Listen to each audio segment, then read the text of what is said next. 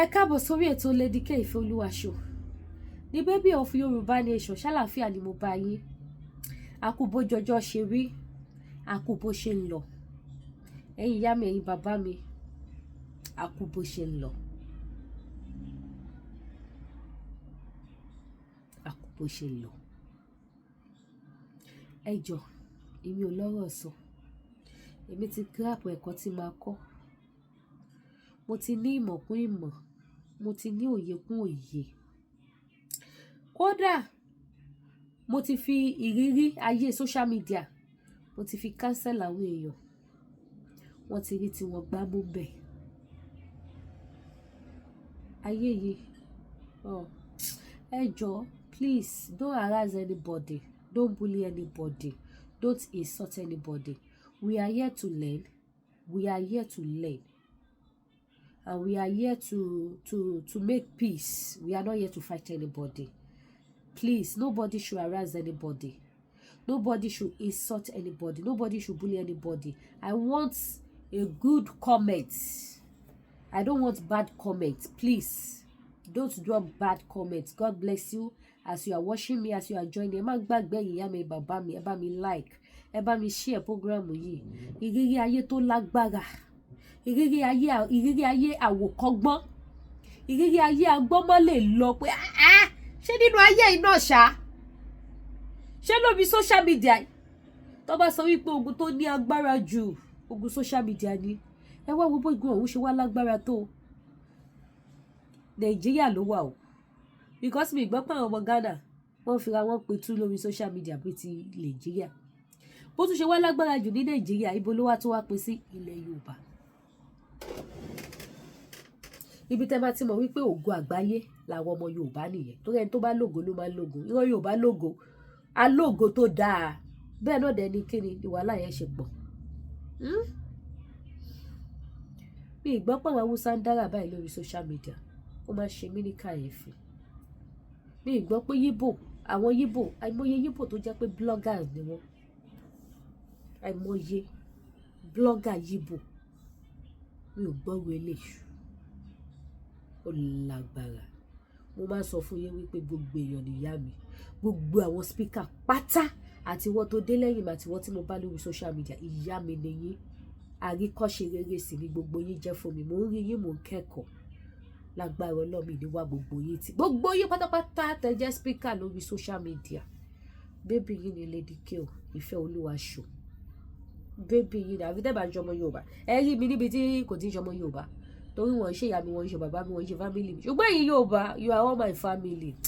Ẹ jẹ́ àjọ débẹ̀. Ẹ má gbàgbé láti subscribe o, kẹ́dẹ̀ bá wa like. Ẹ ṣáà bá mi like. Tó bá dẹ̀ wọ́n yẹ comment, ṣùgbọ́n ẹ má búyàn comment section. Ẹ kàn lè sọ opinion titi yín, ṣùgbọ́n kì í ṣe ti ìjà o. Mo fi Elédùmarè bẹ̀ yẹn níjọ́ mẹ́ta mi ráyè àti máa lọ wo comment kí n máa wo tàwọn tí mo máa delete. So ẹ má búyàn ẹjọ́, ẹ ní gbọ́mọgbé o. Ogun social media ò ní jà yín, kò ní jà àwọn ọmọ yín o. Ẹ ní forí gbógun ológun o. Ibi ò ní ṣẹlẹ̀ sí yín o. Gbogbo wọn ni ìyá mi, mi ò bá anybody jà. Mi ò kórìíra anybody. Gbogbo wọn ni fans mi. Gbogbo wọn ni favorite mi. Mi ò bá anybody jà. Mi ò bá yàn kankan jà. So ẹ jọ̀ọ́ ẹ má búyàn.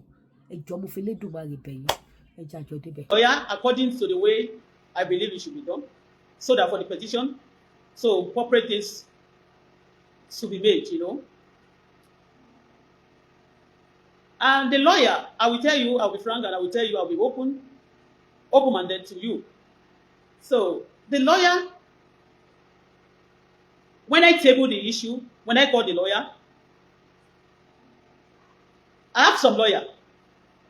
And I have the lawyer I've been using before. I have two lawyers, Timothy Lo, Kitoko, Nigeria. But I don't want to call them. But of recent, I come across some lawyer, and I call too. When you search them also on Google online, you will find a lot of lawyers around you. So I try to search, and some people also introduce some lawyers to me. So I tabled the issue of that crime. I think that happened on Saturday or Friday or so. On Monday or Sunday or Saturday of that, I call on the lawyer so that we can start the petition on time. So I sent the petition. The lawyer charged me for each petition 200K. I was thinking, because the petition is much, I was suggesting anyone that, any petition that goes with threatening of life, I said maybe those ones should go together. But the lawyer said, no, we have to put it one after the other. And let me tell you, if thousands of people or 40 people sending threat message to you, and those people cannot be putting together because the way lawyer wants you. Lawyer too want to have money. Yes, lawyer too want to make money. You understand? Do you know how much you are going to spend? So, and also this can cause a lot of problems. It's causing a lot of problems also in the society. So a lot of criminal will be avoided, will be pardoned because of the way either lawyer or police. So I pay for that first one. I said, what they said for me, the way the lawyer advised me that, okay, we should take it one after the other. So, for the attack, those people came to my house. Okay, let's start with that. Do you understand? So, I tried to persuade him, let us put some people, other petition, other people. In fact, Monikon include the issue of Nicolondoji or Rotilisi. Some lawyer, those people also, sending some people around me, they are part of the criminals that are also, offended me. So, they are trying to curb some things. They are also trying to face something. They try to pardon some people. Even when you are trying to direct them, this is what you want. Because when you pay money over issue, you should be able to also direct. Although like lawyer can advise you. So we submitted that petition. The following, I think 2 days later, on Monday, on Saturday, as of Gbogbo, on Sunday, Monday morning. So Tuesday, I think the petition was submitted. And they said to me that if this petition, I'm sorry to say this, the lawyer, and I'm not blaming police, Nigeria police. Sorry, I'm not exposing people, but I'm saying it the way it is. Because so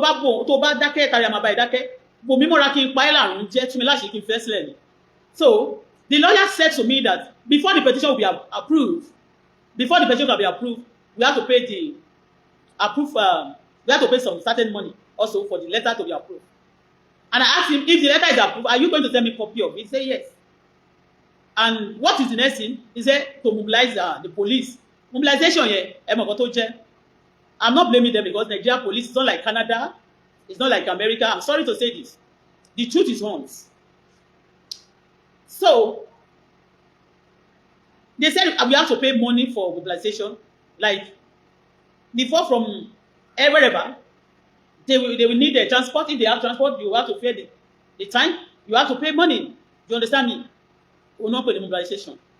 But to me in Canada, I don't think it's happened. They don't collect bribe. They don't collect any money from anybody. Whatever things that they need for any investigation, the government will fund it. But quite unfortunately, our country is not like that.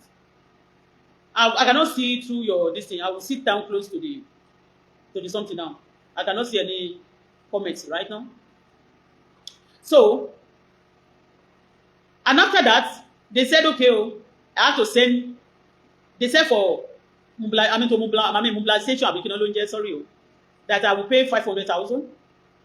Listing and listing good. I will pay 500,000 for the police to come and make arrests of those people. 200 for the lawyer for petition. 50 for the petition to be approved. 500 for the mobilization. That's what the lawyer told me. And I said to the lawyer, can they bring the price down? I mentioned the amount that will be convenient for me. Because that's just for one case.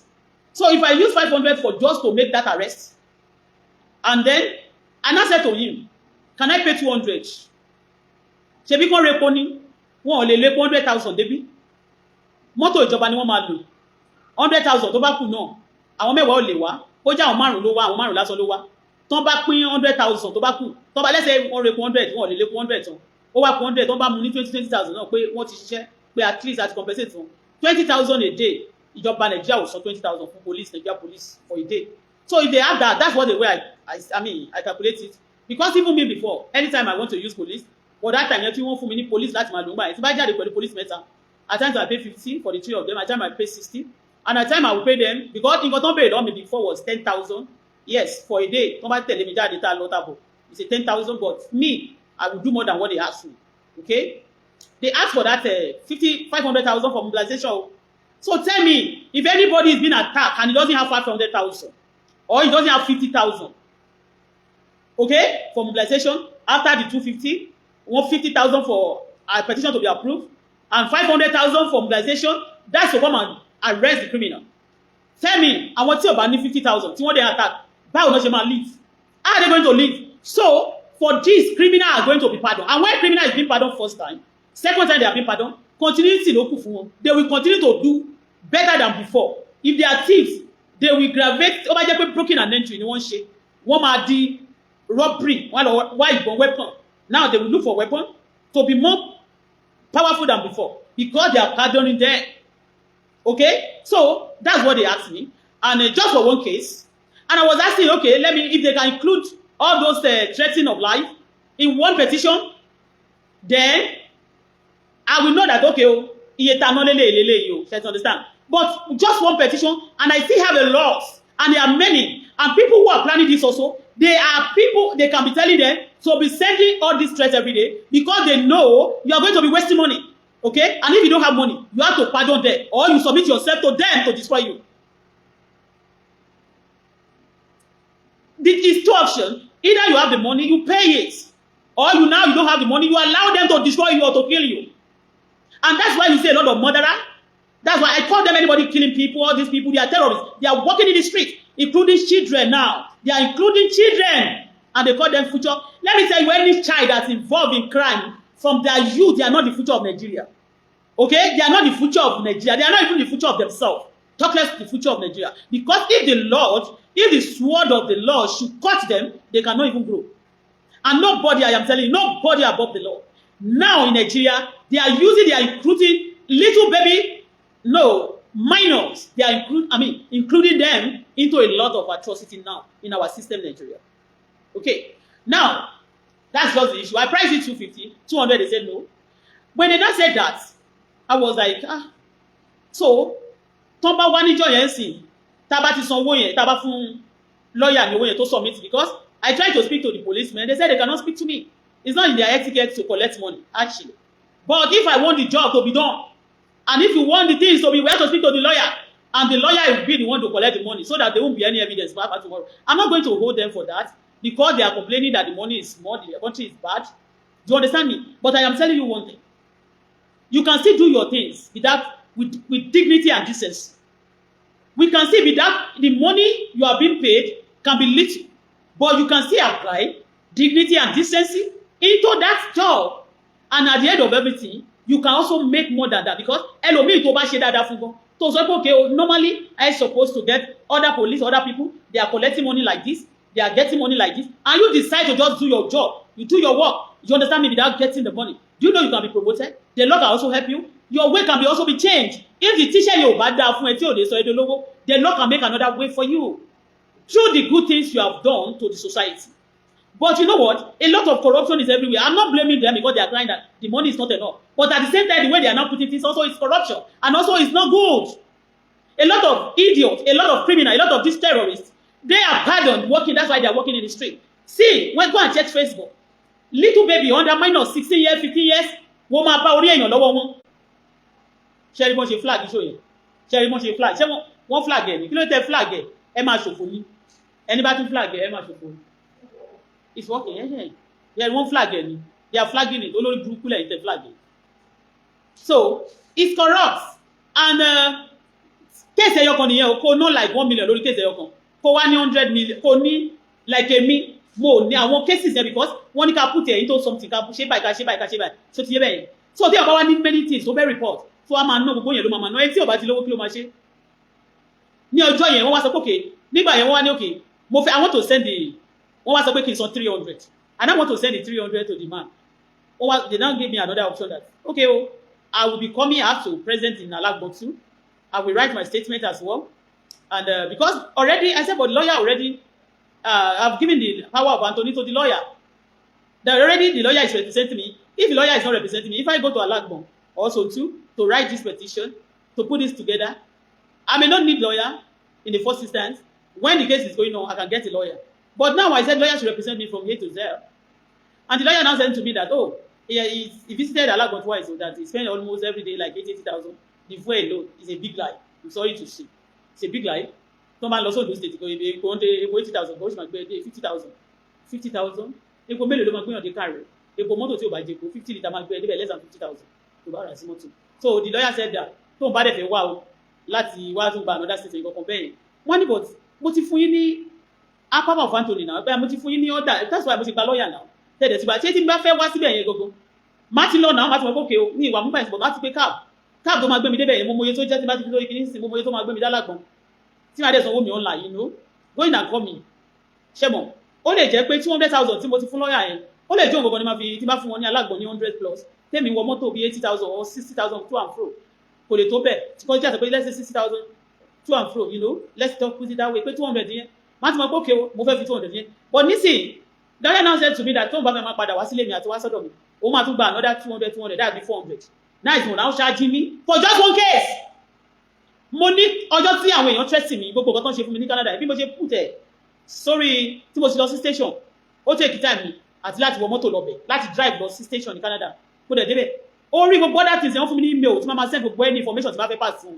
they send me the email and that since that day wọ́n dẹ̀ sọ gbogbo bó ṣe ń lọ fún mi níbẹ̀ yẹn pé wọ́n block ẹni yẹn wọ́n ti send ẹ̀ sí airport wọ́n ti ṣe báyìí wọ́n ti ṣe báyìí lóṣù oyè yín báyìí ìyẹn ní kéèsì ẹ̀ sábọ̀ tí mo wó kùn nígbà yẹn they telling me àti gbogbo àwọn tó ṣe ìkà fún mi àti gbogbo threat tó ń send nígbà yẹn àbí sì sending it to them and they give me the information with the email I have the money copy petition yẹn lọ́wọ́ mi kéèsì yẹn tí mo wó kùn báyìí láti 2021 kan ní àbí 2000 kìíní you understand me so I have the case number with me up to date but now the lawyer because I just sang a lot of people are, to me everything sound like be fraud if wey tí wọ́n kọ sí I mean àwọn EFCC lawyer too the lawyer will be telling you that they will represent you so that things can be faster or you can get but some lawyer too I'm sorry to say I don't want to conclude now I can study I see things everybody trying to be wicked fraud many things bad things is not even difficult for people to practice again in our nation there is no dignity there is no decency there is no respect for the country there is no respect for the law there is no respect for the government there is no respect for the citizen no respect whatsoever because èmi o níjọ́ yẹn mo ṣe wọ́n ti wá sọ fún mi pé máa tún wá síbẹ̀ yẹn tí n bá lọ sí police station yẹn tí mo dẹ̀ máa san 300 yẹn lọ́ọ̀yà yẹn náà ni máa send 300,000 yẹn sí pẹ̀lú 250 tí mo ti wọ́n ti wà tẹ́lẹ̀ á jẹ́ 500 á jẹ́ 550 so tẹ́mi náà bá tún lọ síbẹ̀ yẹn àwọn ọlọ́pàá máa beg owó lọ́wọ́ mi I will spend money apart from that mo máa tún ná mi ò ní ná less than 120,000 ní tí pé mo jáde tí bá wà nínú ilé mi gbà mí tí mi bá jáde tí bá pèèyàn mi pé come and help me to do something for me kò ṣe pẹ́rù bá mi láti jáde but it will save me more money because I'm not trusting anybody and I'm not believing in anybody's finance I believe in whatever I have I manage whatever I have do you understand so after paying that money and the lawyer now said to me if you want to come back to come and get whatever anything again he's going to collect calculate like to and fro like that he's going to get like 400,000 again so tell me now because and again I noticed that they are systematically want me to pardon some people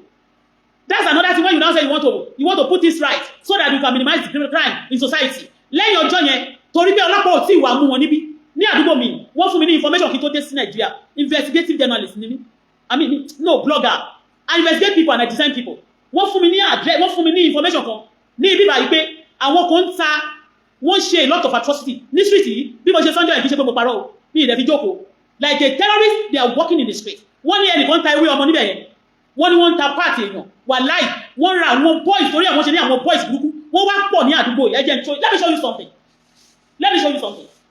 I want to show you something let me show you mo fẹ́ fi nǹkan kan wọ̀nyí kí ẹ wọ́n sí pàṣẹ kò tó níbi o kò sí nọ́mbì báyìí kò sí nọ́mbì I want to show you this let me show you I want to turn my camera you see this place my house wasn't like this mi ò mọ nǹkan tí ẹ tó gba ilé mi ọmọ yíbò tó gba ilé tẹ́ bá wo bí báyìí ẹ máa rí wípé there is water running o hold on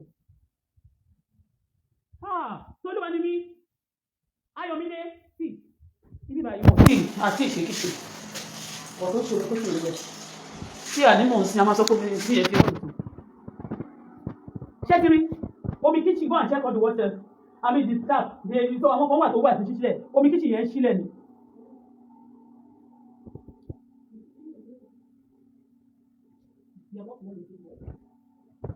Look at this mo ti ṣí otí pé mo ti tè tó wà ní check anywhere because eléyìí mo gbọ́n sí bí mo ṣe tèmi ìtẹ́ ẹ̀gbọ́n torí jẹ́ lórí ogbó mi yẹn tó bá ṣe ń pọ̀npá máa pọ̀npá tó máa dànù padà ṣé ti rí lè ẹni tó ń gbénu lé mi ṣé ti rí táìsì ló wà ní gbogbo sitting room yìí ṣé rí mi báyìí mi ìmọ̀ ṣẹ́lẹ̀ nǹkan tó ṣẹlẹ̀ bí if any I don't know what happened here ṣé ti rí ní sitting room ní ibi dining lélẹ̀ ibi tá a fi dining ibi tí mo fi dining mi sí tẹ́lẹ̀ lélẹ̀ this is dining area mi rèé tẹ́lẹ̀ ṣé ti rí let me show you ṣẹ́tìrì láti bí báyìí ibi tí mo fi ṣe dining ẹ̀ ṣẹ́tìrì so ibi báyìí I don't know what happened to this place o you understand so gbogbo orí nǹkan báyìí ni mo ní ọlọ́pàá gbọ́dọ̀ wá bá mi investigate àwọn kìnìyàn tó gbénu lé mi because tínú ilé tó bá ní issue tó bá fẹ́ dá inú ilé lu ọ̀rọ̀ tí mo sọ tó lẹ́nìkan sọ pé múlẹ̀ ikú ló máa pa ẹ́ ìwọ tó sọ pé múlẹ̀ yẹn ikú ló máa pa ẹ́ ìwọ tó sọ pé múlẹ̀ yẹn ikú ló máa pa ẹ́ owó tí mo ti send máa screenshot ẹ̀ sí máa gbé sí máa fi wọ̀nyí bí ibi tó nǹkan tó wà mẹ́yẹn I have a lot of things I need to report to police legally and it's not going to be a police for me continue here because that guy living in my house wọ́n ròyìn bó ṣe molest ọmọ wọ́n dẹ̀ gbé lọ police station iṣẹ́ tó bá gbé lọ police station wọ́n náà máa ń release ẹni that Igbo guy tó gbé nínú duplex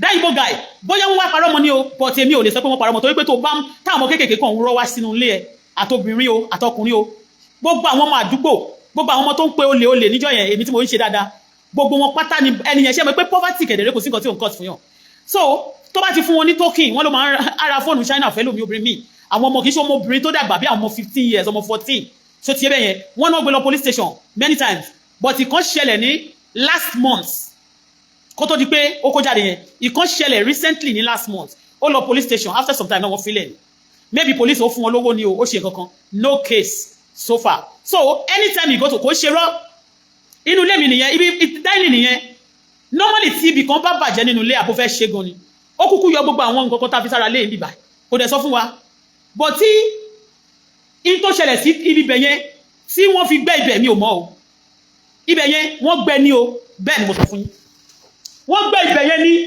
let me stand up I want to show you again ṣẹ́tìrí okay no go ṣẹ́tìrí bí wà ṣẹ́tìrí pé kò sí táìsì bẹ́ẹ̀ gbogbo táìsì àlò sí ti ló múlélẹ̀ àbí ṣẹ́tìrí o normally tó bá jẹ́ pé táìsì fọ́ ọjọ́ tó ń ṣèjìlẹ̀kùn let me show you this ẹni tó bá ti wọnú lé ìyá mọ̀ pé táìsì wọnú sí lé tẹ́tìrí ọjọ́ tá a ṣe lẹ̀kùn yẹn ó wá ní ìdíkà wá lẹ́bù bíbà a ṣe bí táìsì lé ẹni tó ní kó lọ ra táìsì wá ni normally tó bá jẹ́ mi pé lọ ra táìsì mi ra táìsì lé but just for the door to lock so that torí bá a ṣe change lẹ̀kùn yẹn ẹ ti understand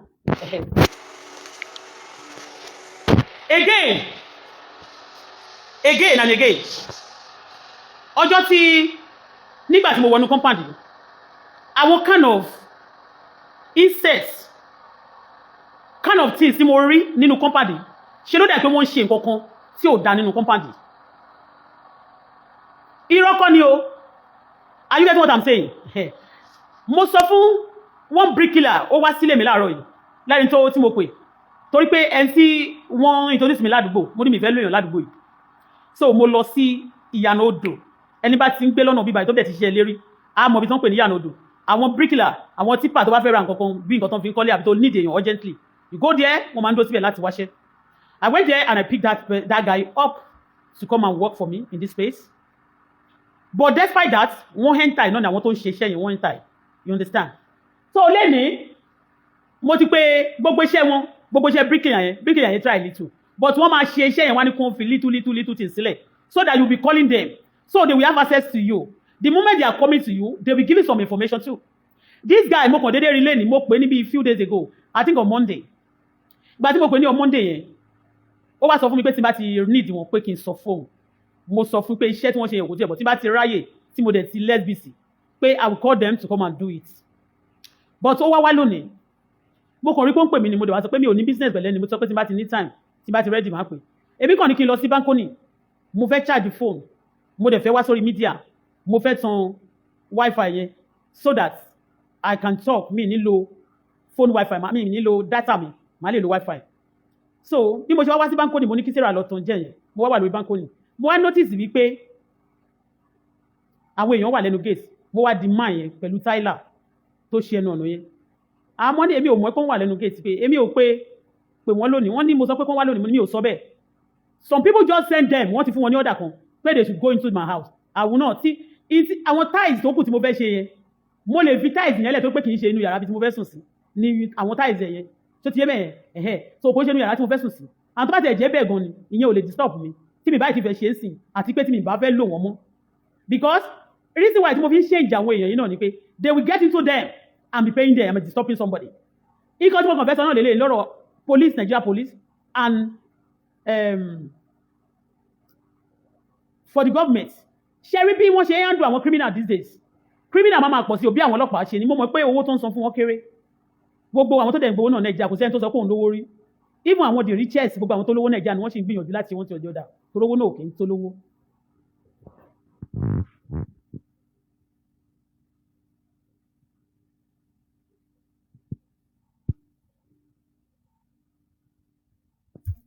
Yeah? Eh?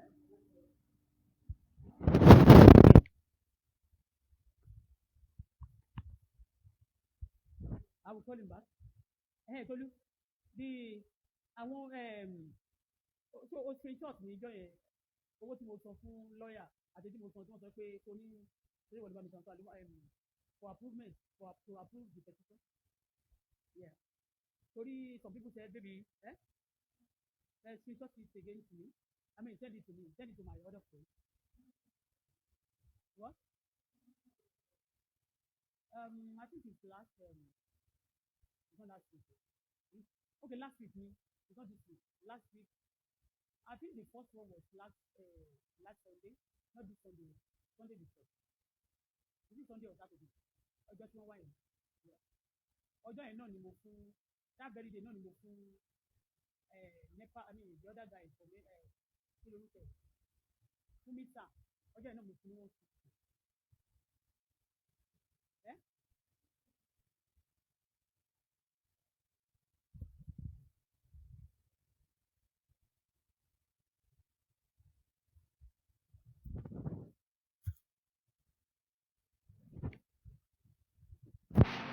I block them. Èmi ò block comment section. Ẹ̀yin criminal tí àṣírí yín tú lọ́wọ́lọ́wọ́, you be mad. We are still anto àṣírí tó ti rẹ̀. So they are trying to pardon them. In Lagos State, mo sọ níjọ́ yẹn wípé ó lè má jẹ́ fault governor àti àwọn government officials in Lagos. But Lagos is something else. Number one, Lagos ó wà jam-packed. Ṣé bá dé gbogbo ọ̀nà àlímọ̀ tó ń bì báyìí? Ìyẹn ò tiẹ̀ kàn mí sùn. That's not the issue for me. Gbogbo ọ̀nà àlímọ̀ tó ń bì báyìí. O lè rí ṣọ́ọ̀bù Yorùbá kan tó ń ta ọjà. Gbogbo nǹkan tí mo ti rà nínú ilé yìí pátá yàtọ̀ sí bíríkìlà o yàtọ̀ sí pẹ̀típẹ̀tì tí nǹkan wá ṣe o àwọn nǹkan tí mo ti rà tó jẹ́ owó ńláńlá ọwọ́ Yíbò ni mo ti rà everything. Yorùbá ò ta ni you can't find Yorùbá in there left when you go left right front and back Yíbò ni wọ́n sọ pé mo mọ business well no problem but we are not teaching that for now. I'm talking about and I'm not angry with police. See yet I'm not angry with my lawyer but they are making because mo wá jókòó reason tí mi ò fi send mo fẹ́ send torí tó bá yẹ kí wọ́n kọ́ fẹ́ make without arrest tó bá ti wá make arrest yẹn then we proceed to another one. You found it? You send it to my number on Saturday. On 19th. Okay, the 15th.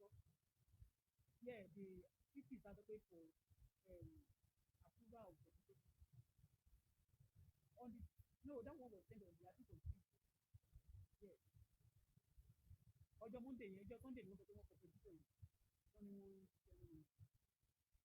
The lawyer too are not angry with you. Don't get with you, Fanny. Kí ni on Monday? Ọjọ́ Monday ni wọ́n sọ. So kí ni kí ló kọ́ sí? Okay, transaction and deposit. The same name with the lawyer. So I'm not angry with the lawyer. I'm not angry with the police. You understand? But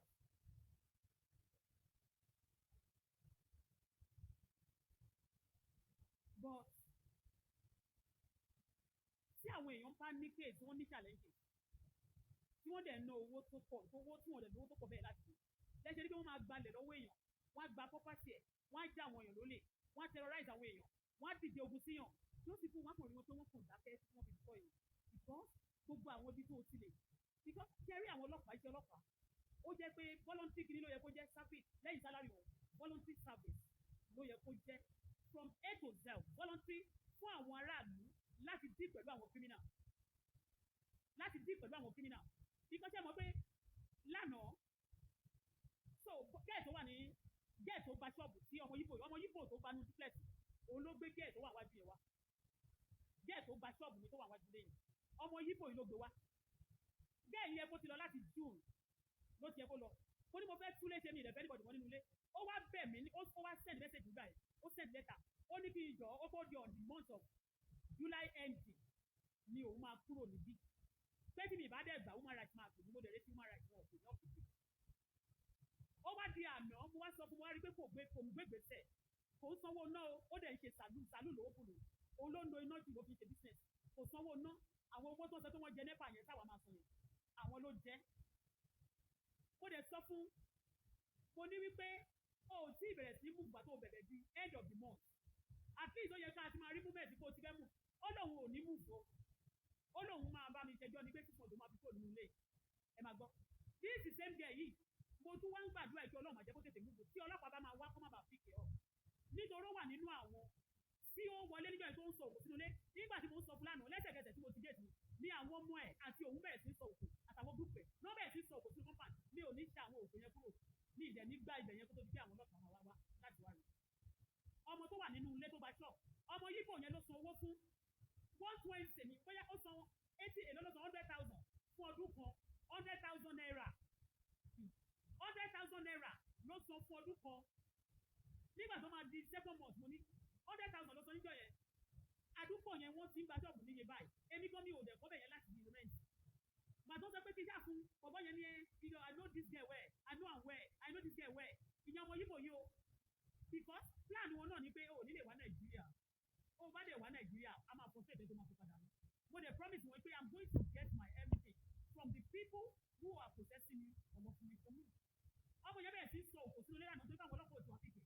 ó wà nínú àwọn tó wọlé níjọ́ yẹn tẹ́ rí nínú fídíò tó bá di 30 days ó máa delete lórí platform ìgbò tó wà lórí YouTube and I recorded it and I already downloaded all of them so in case it is not there mo sọ pé ní ogun ọdún máa ń gbóná mo ní àwọn evidence of 2018 lọ́wọ́ mi bí mo ṣe wà yìí I have it by God's grace mo ní torí pé mo gbàgbọ́ pé ní ogun ọdún máa ń gbóná that yesterday mo tún wá sọ fún ọmọ ìlú tó bá tiẹ̀ lọ òun á bọ́ nínú ogun ààrẹ.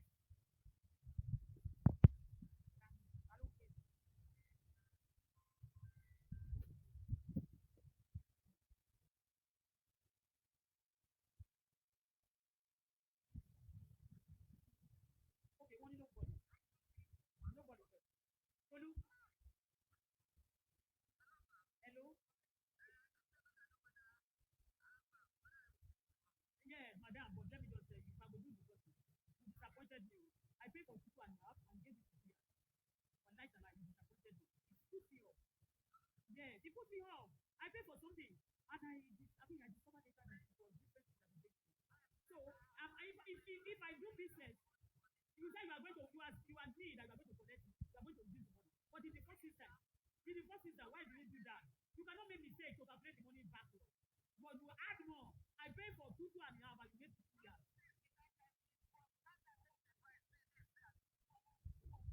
No, ma, I don't see people and I don't like people to cheat. And when I see cheaters, it's different for me to do business with them. I told you that day that I'm still going to do a lot of work for you. You now make it. Sorry, a lot of fraud in Nigeria. You see, when you look at my body, the body I have is the amount they are selling is very, very expensive. I'm busy. Madam, I beg you, I will call you back now. I will call you back, please. Àtọmọdé àtàgbàlagbà stop. Mo ra coffee. All the calculation of things for calculation. Everything I don't know. People are full of fraud. Let me tell you, if I don't have money, I will return some money to pay for feeding for people things that will no longer. I plan that. Okay, what they told us, right? So I just want to tell you this because I got this for free. I noticed that the one I used before was 50 years and it was very big. Ara ọmọ tó lọ yẹn náà ó kọ́ òdo bọ́sì òbí eléyìí òdo wọn jáde gbogbo ọgbọ́n nílé mi ni wọ́n ti lọ everything nínú ilé ni wọ́n ti lọ nínú òde lè fi lọ wọ́n mẹ́jọ tó wọ́n mp ẹ̀ wọ́n bàjẹ́ wọ́n ti sá wọ́n bàjẹ́ dé gbogbo ilẹ̀ ọ̀ní sí wọ́n ra bọ́sì ní sí 2.5 tó wà ní 2.5 3 years ago ẹ̀kọ́ ṣe tó wá jẹ́ 3 years ago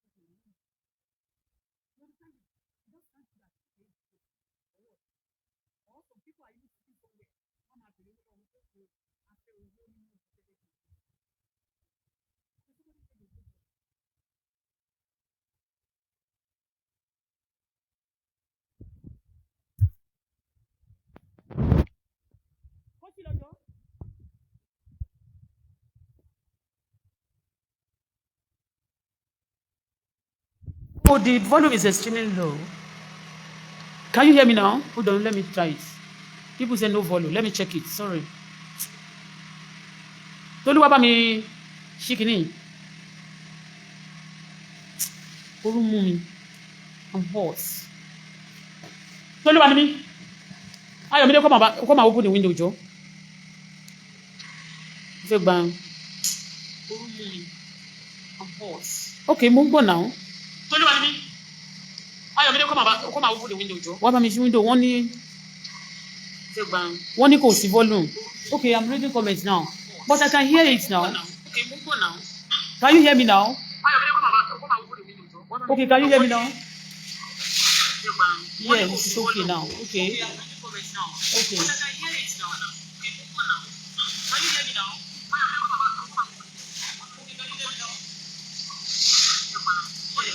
Okay. Yeah.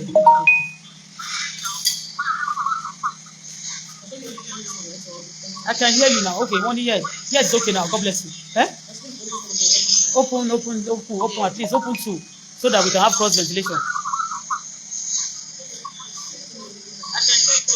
What is it? Eh? Okay, the gent. So that we can have cross ventilation. Igboro won't make noise now.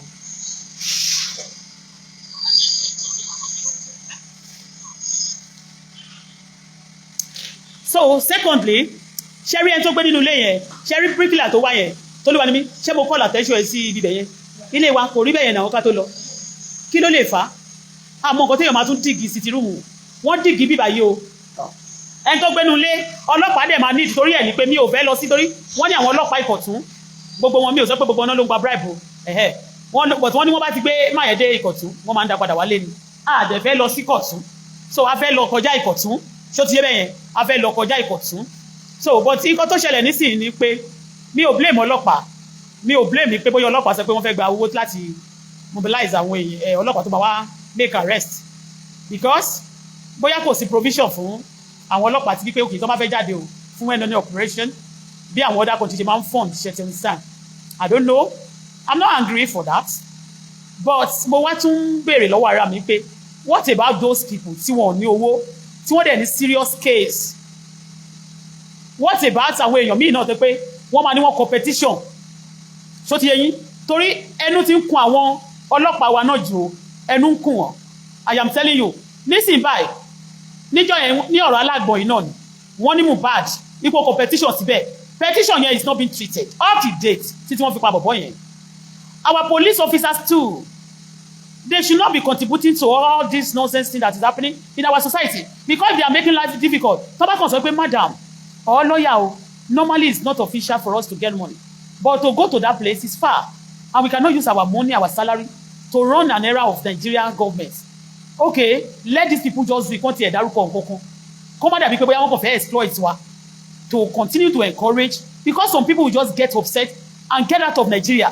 Wọ́n ní wọ́n máa frustrate out of your property. They have been frustrating a lot of people out of this country going relocating to other country kan tí ò settle tí ó jẹ́ pé kò àwọn gbogbo ọ̀gbádùn bẹ́ẹ̀ but because some people are sitting down here wọ́n jókòó sójú títì wa sí ìgboro wa wọ́n terrorize àwọn èèyàn láti máa sọ pé tó bá ti lágbára nìkan àbí tó bá mọ̀yàn àbí tó bá ní owó tó lọ àwọn èèyàn máa jalè gan láti wọ́n kọ́kọ́ gbé owó ẹjọ́ sẹ́gbẹ̀ẹ́ bí ìpé kan fọnlẹ̀ onílẹ̀ta tó bá tà ní 100 million wọ́n á gbé 20 million sẹ́gbẹ̀ẹ́ tó máa fi bribe ọlọ́pàá àti àwọn lọ́ọ̀yà àti gbogbo ẹ̀ tó bá ti lè lówó láti fi ṣe so the case will go the ẹni tó jẹ́ innocent person gangan òun ló máa wá jẹ̀bi àwa rí i pé kò ní justice gbà. Can we continue? Bíbélì mi sọ fún mi pé ṣé èèyàn lè wà ní abẹ́ ẹ̀ṣẹ̀ kó ní kí oore ọ̀fẹ́ máa pọ̀ sí. Can you continue in sin and want the grace of God to abide? Can you want, if everybody the Lord, let me tell you, àwọn èèyàn tí wọ́n respect jù tí wọ́n dẹ̀ believe tó ń submit ní orílẹ̀-èdè Canada tí wọ́n believe pé wọn ò gbúdọ̀ mistake wọn ò gbúdọ̀ ṣe mistake ṣó ti yẹ yín àwọn ni ọlọ́pàá number one. Ọlọ́pàá wọ́n máa wádìí ẹ ní orílẹ̀-èdè Canada bóyá o ní crime rẹ nínú ẹ̀jẹ̀ àbí ìyá ẹ̀ àbí bàbá àbí any of your family have involved in anything illegal or crime. He has committed any crime before. In the system, do you know why? Anybody related to such person will never be allowed to be a police. Because one minute now they have a DNA of thief only. So either fraud or anything, they are going to be supporting criminals. That is their mentality that these people, if you allowed anybody that their family, any of their family has committed any crime, they are going to support a criminal in our society. That's their belief. You can see a country. Do you see a country? Our country is our country, but we have to talk, we have to change some things for us to get better. Do you understand? I'm not saying, let me tell you too, everywhere in the world, kò sí a salary tó lè sọ fún gbogbo èèyàn, wọ́n máa ní kò tó ní. Bí gbogbo èèyàn ṣe máa sọ pé I want to go to Canada, look at their salary, this one is collecting this. In fact, àwọn wo ló sanwó náà gbowó jù in Canada? Engineer, the scientists, doctors, they are still complaining seriously because the more they pay you higher money, the more you pay your tax. Do you understand? So they still complain in everywhere, in all over the world. People complain. So far, you're a civil servant. You work for government. People complain. People even protest for their salary to be increased every day. As we are talking now, our Canada police, at times they still protest. I mean, they still, they can still register their complaint. That's why they make sure since accommodation, they have to be mobile, everything they make them comfortable in a little way. But I am telling you, their salary, when you ask some of them, they will tell you the salary can never be enough. But they have to work and be diligent, nice to that job and country that they are serving, till they retire. And after retirement, too, they will continue to enjoy their benefits till they die. But in Nigeria, this is just what happened. I'm not exposing anybody. But that day when they said to me, I wanted to send the money, they now said, I will come again. And I look at it. And I said, okay, if I'm coming, if you want me to come, I will come with the money. If I want to come and see the police, I will come with the money. But sending the money to a lawyer and then later come, what about if the lawyer said, okay, he charged me, that's the money he charged me. And this day they said government also there's a new law that you must not record people. Please, Nigeria government, allow people to record people. Like if you don't allow everybody, allow me so that people, because if you are not allowing people to record, a lot of truths will be hidden. And people will be telling the whole world that you are lying against them. Me, I support recording a voice note. When you know that these people can actually play you, and the way our country is going right now, people need to record. Please, my government, the able government of Nigeria, please permit Nigerians or people to record in this system. Our system require this. Our system people need to record some evidence because criminals these days have no label. Everybody coming to you in the beginning of the issue, they'll pretend to be good people. At the end of, after a second, you see the true color of everybody. When it comes to the area of money, please, I'm not angry with the Nigeria police. But because if you don't have the money for mobilization, they will not come and pick those people. And if they pick those people too, they too are going to be paying money to release them when it is time. For this, they are trying to generate more of criminals in our society. Yes, they are developing more of criminals to our society. After that day that they were busy destroying in my house, threatening me, a lot of them like that, they did that the same girl outside of my gate. Do the same thing. Okay? So, going to police station, I am telling you, I didn't spend a dime. Apart from my car, I drove down to police station in Canada, and everything was perfectly documented. I I didn't pay a dime to any. Nobody's asked me for anything. Nobody asked me for anything. When you call 911, immediately they respond to you. When you call police Nigeria here, they say they have 911 too. No response. IGP. Baba Wegbetokun, you know people condemn you, I never followed them to condemn you because I don't know the story. Anything I don't know, I don't put my mouth. At least, when you do things right once, you get right answer. But when in a case that some police, they will even, the money that I will not be able to pay now, that I will be thinking that, how can I spend so much like this on Nigeria police, on the, just to get people arrested to report case? Because it wasn't like that in Canada. And I've been 8 years in Canada. So, for 8 years, I drink the water of Canada, and I see the post city or two of Canada. It's strange to me. Like some people, they'll be thinking we are dragging our country. I can never drag my country. That's why we're sorry for the police officer too. What about those who don't have a job and they are struggling to make a hand for living? This is not right to me. Not to me alone, to the country. This is not fair. A lot of innocent people will be dying because if they don't have money to pursue the case. And let me tell you, the lawyer will see you, tell you, I want to amend this, I want to amend it, and now they are giving lawyer too. Anything, you know. Now the lawyer, I'm telling you, Emio, Emma Binu, I used to call lawyer that there's some lawyer, I used to tell them that lawyer to my law see heaven, kékeré nínú wọn ni. FIR ló pọ̀jù tó ń lọ. Mi ìbínú, Emma Binu sá o, Emma dẹ̀ bínú máa o, Emma Binu o tọrọ because the truth is bitter. Ṣé nìkan nísìnyí tó bá ń ṣiṣẹ́ iṣẹ́ oṣù, bóyá example, maybe wọ́n san 500,000 fún gan lóṣù or 300,000 in a month, and he has a case that the case has to be transferred to Alagbon. And they said before they can make arrest, you have to pay so and so amount. Ṣé owó oṣù tó ń san fún tí ò tí ì wọ tí ò pé ẹlòmíì gbogbo owó tó ń gbà lọ́dún kan òun ní gbogbo owó tó ní kí lọ mú wá yẹn o. Yes, owó tó gbogbo owó kọ̀ọ̀kan make another just one move. Owó tí ẹlòmíì gbà ní ọdún kan for a whole 1 year ni wọ́n sọ pé kí lọ mú wá kọ́ máa lè wá mẹ́ arrest criminal. Kí ni àwọn lawyer, kí ni àwọn ọlọ́pàá yẹn, kí ni wọ́n try láti ṣe fún wa? They are telling you that if you don't have money to pay us, the criminal will continue to bokun. Tó bá di ní ọjọ́ kan sìn tí lawyer tí àwọn criminal yẹn tó bá dẹ̀ bá sọ́dọ̀ tó bá ta sọ́dọ̀ tiwọn wọ́n á mú criminal yẹn wọ́n á nà pa. Àárí àwọn ọlọ́pàá tó máa ní wọ́n náà yàn pa. Ṣó ti yẹ yín mẹ́yìn? Let us do things right and get right answer.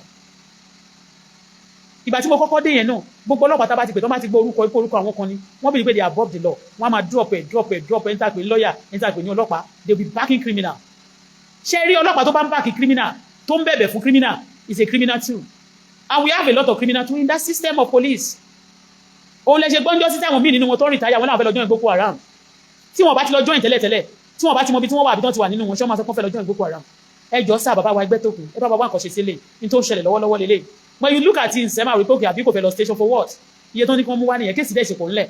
A lot of tábánikà máa post ẹ̀ sórí platform wa, wọ́n máa flag platform yẹn náà ni. But we are posting it there. Nígbà tí a la fẹ́ ṣe kéèsì sí how many million ni mo fẹ́ fi ṣe kéèsì? Nígbà tẹ́mi ò dẹ̀ kì í ṣe criminal yẹn tó jẹ́ mi ni complainer. Complainer should be free now from every money. Complainer yìí ló máa náwó wá tó máa pamper criminal in our society. Ìtò ń try láti ṣe nìyẹn pé ẹ sanwó ilé ìfún lọ́yà ká máa mobilize kọ́lọ́pàá wá kó wọn tọ́lọ́pàá ìbàdàn ti sanwó ọlọ́pàá lè wá kó wọn ọlọ́pàá náà ò dẹ̀ nígbà owó máa ní lọ́yà wọn bá kó fún. To me lọ́yà máa jẹun tó tọ́ bọ̀ kò right to me. It's very very to me it's horror. Ìsọ̀rọ̀ ṣé wá rí àná tí mo sọ pé àwọn èèyàn wá sínú ilé yẹn wọ́n fẹ́ wo how òbí lè yẹn ṣe ti rí wọ́n fẹ́ wo standard. All of you that are doing that, stop your bullshit.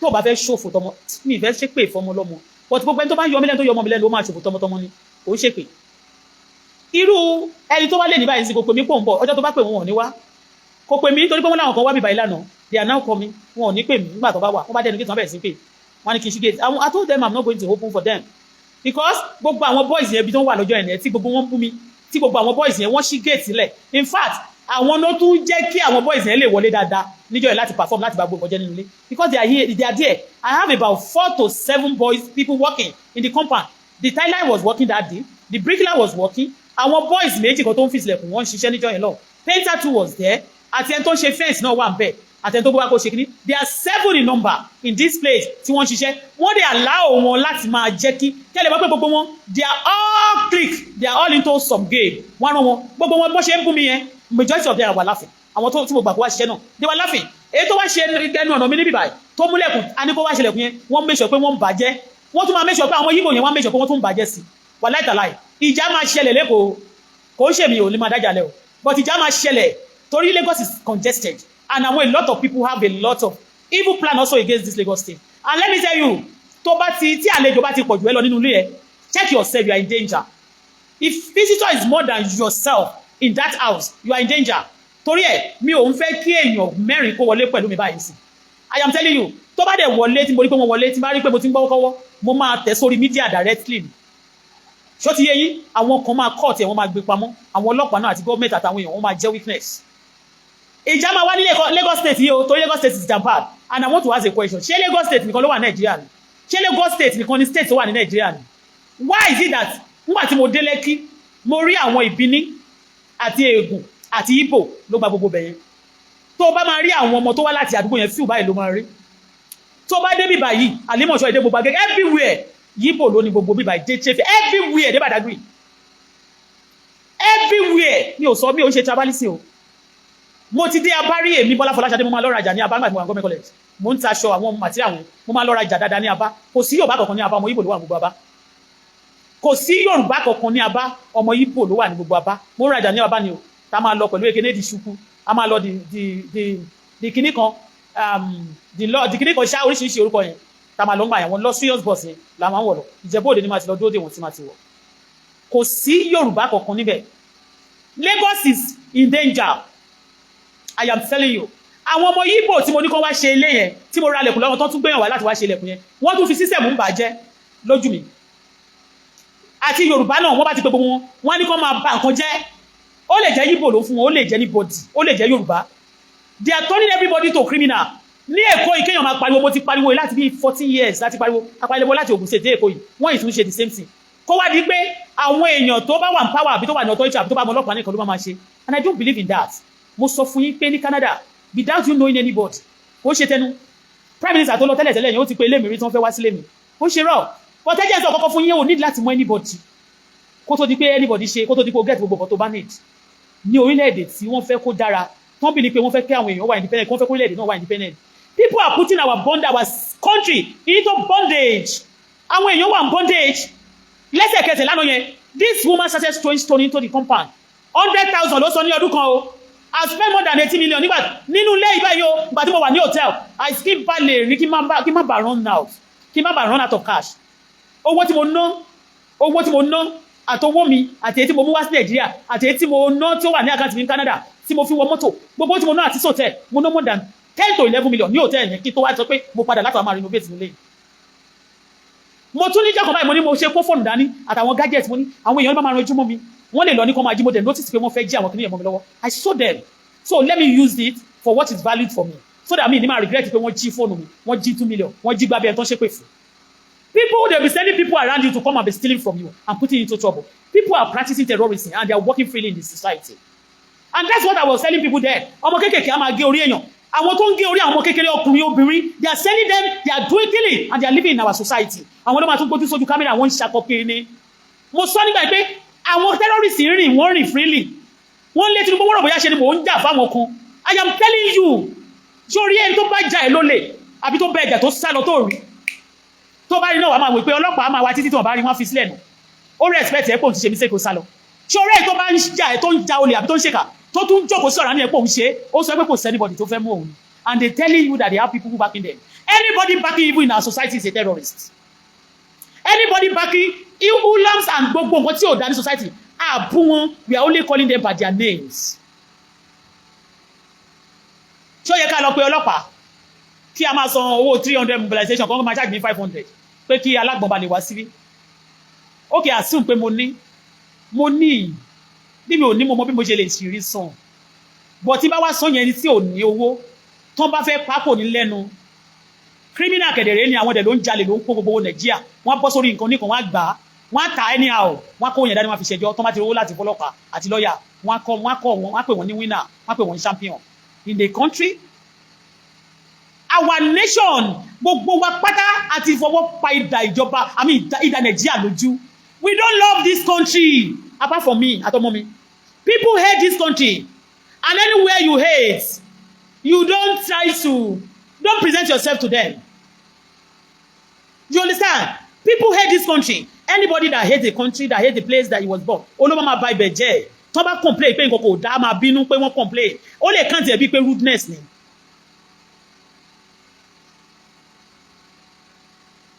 Anyway, ẹ̀yin ọlọ́pàá, mo tún sọ fún lọ́ọ̀yà yẹn pé ẹ jẹ́ a fi gbogbo threats sí, ẹ jẹ́ n fẹ́lẹ́ sí, kì í ṣe rán. Anybody tó bá ti sọ pé òun máa pa ẹ́, mo ní kó bá mi include ní ọjọ́ yẹn mo ti fún àwọn lọ́ọ̀yà méjì ni mo fi mọ̀ pé àwọn tó bẹ Lizzy níṣẹ́ àwọn náà the same kind of people náà ni wọ́n ń bẹ àwọn èèyàn sí mi wọ́n máa ṣe bí pé wọ́n fẹ́ jẹ́ lọ́ọ̀yà mu wọ́n fẹ́ bá mi ṣe gbá wọ́n fẹ́ bá mi ṣàwo at the end of everything wọ́n máa frustrate ẹ̀ kó ba lè máa pariwo lójoojúmọ́ because the enemy are still roaming around me. ẹ̀yin wo nìyẹn ọ̀tá tó ń kọjá tó ṣà lórí ọ̀rọ̀ mi lòun fẹ́ wà póun ò fẹ́ kúrò Ọlọ́run bá mi fi kú pa bá mi dà á lágbónù bá mi rán lọ sọ́run àrèmábọ̀ má jò pẹ́ mọ́ bá mi fi kú palẹ̀ mọ́ ọ̀tá tó lóun fẹ́ wà lórí ọ̀rọ̀ mi forever ọ̀tá tó lóun fẹ́ wà lórí ọ̀rọ̀ ọmọ mi forever Olúwa bá mi fẹ́ bí pákú jẹ́ kẹ́ bí pa wọn kú tí bá nífẹ̀ẹ́ wọn yọ̀fẹ́ wọn kó lọ́kàn mi.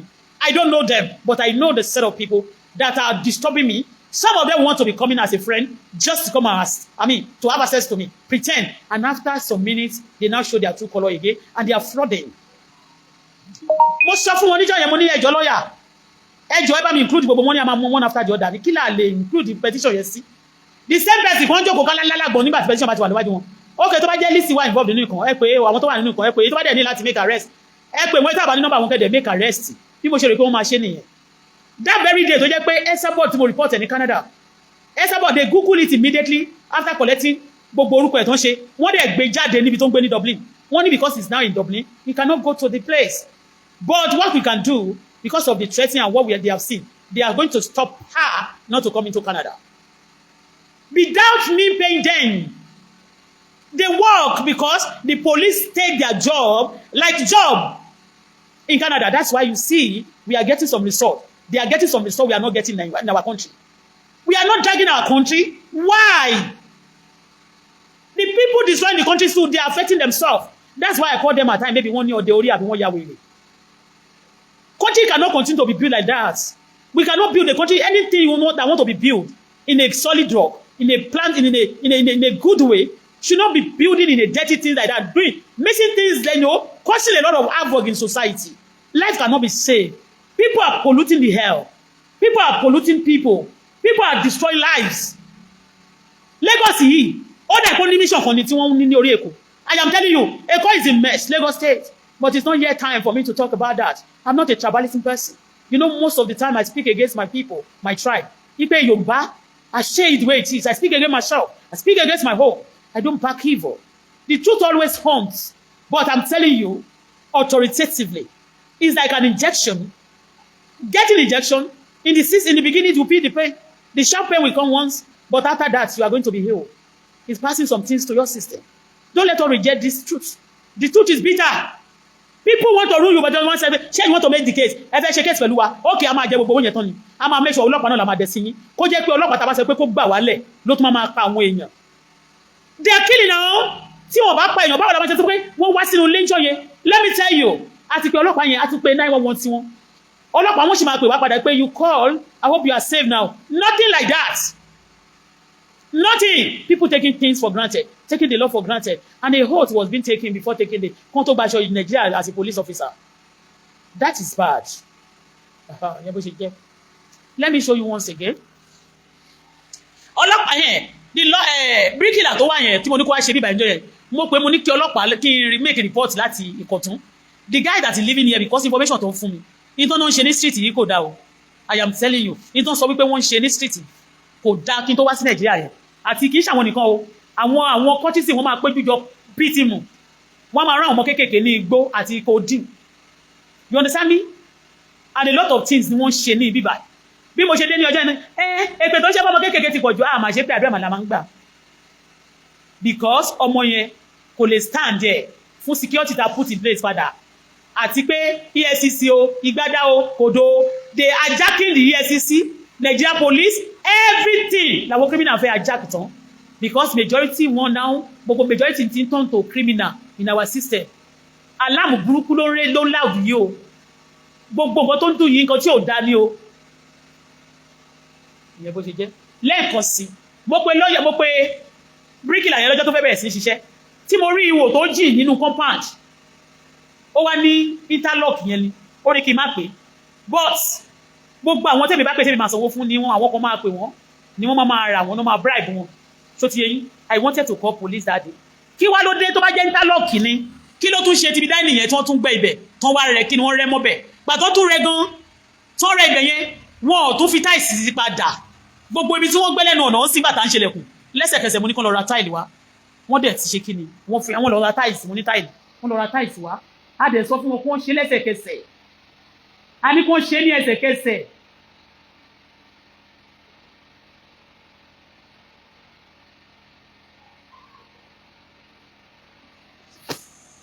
ẹnìkan ní my head is blocking the phone speaker.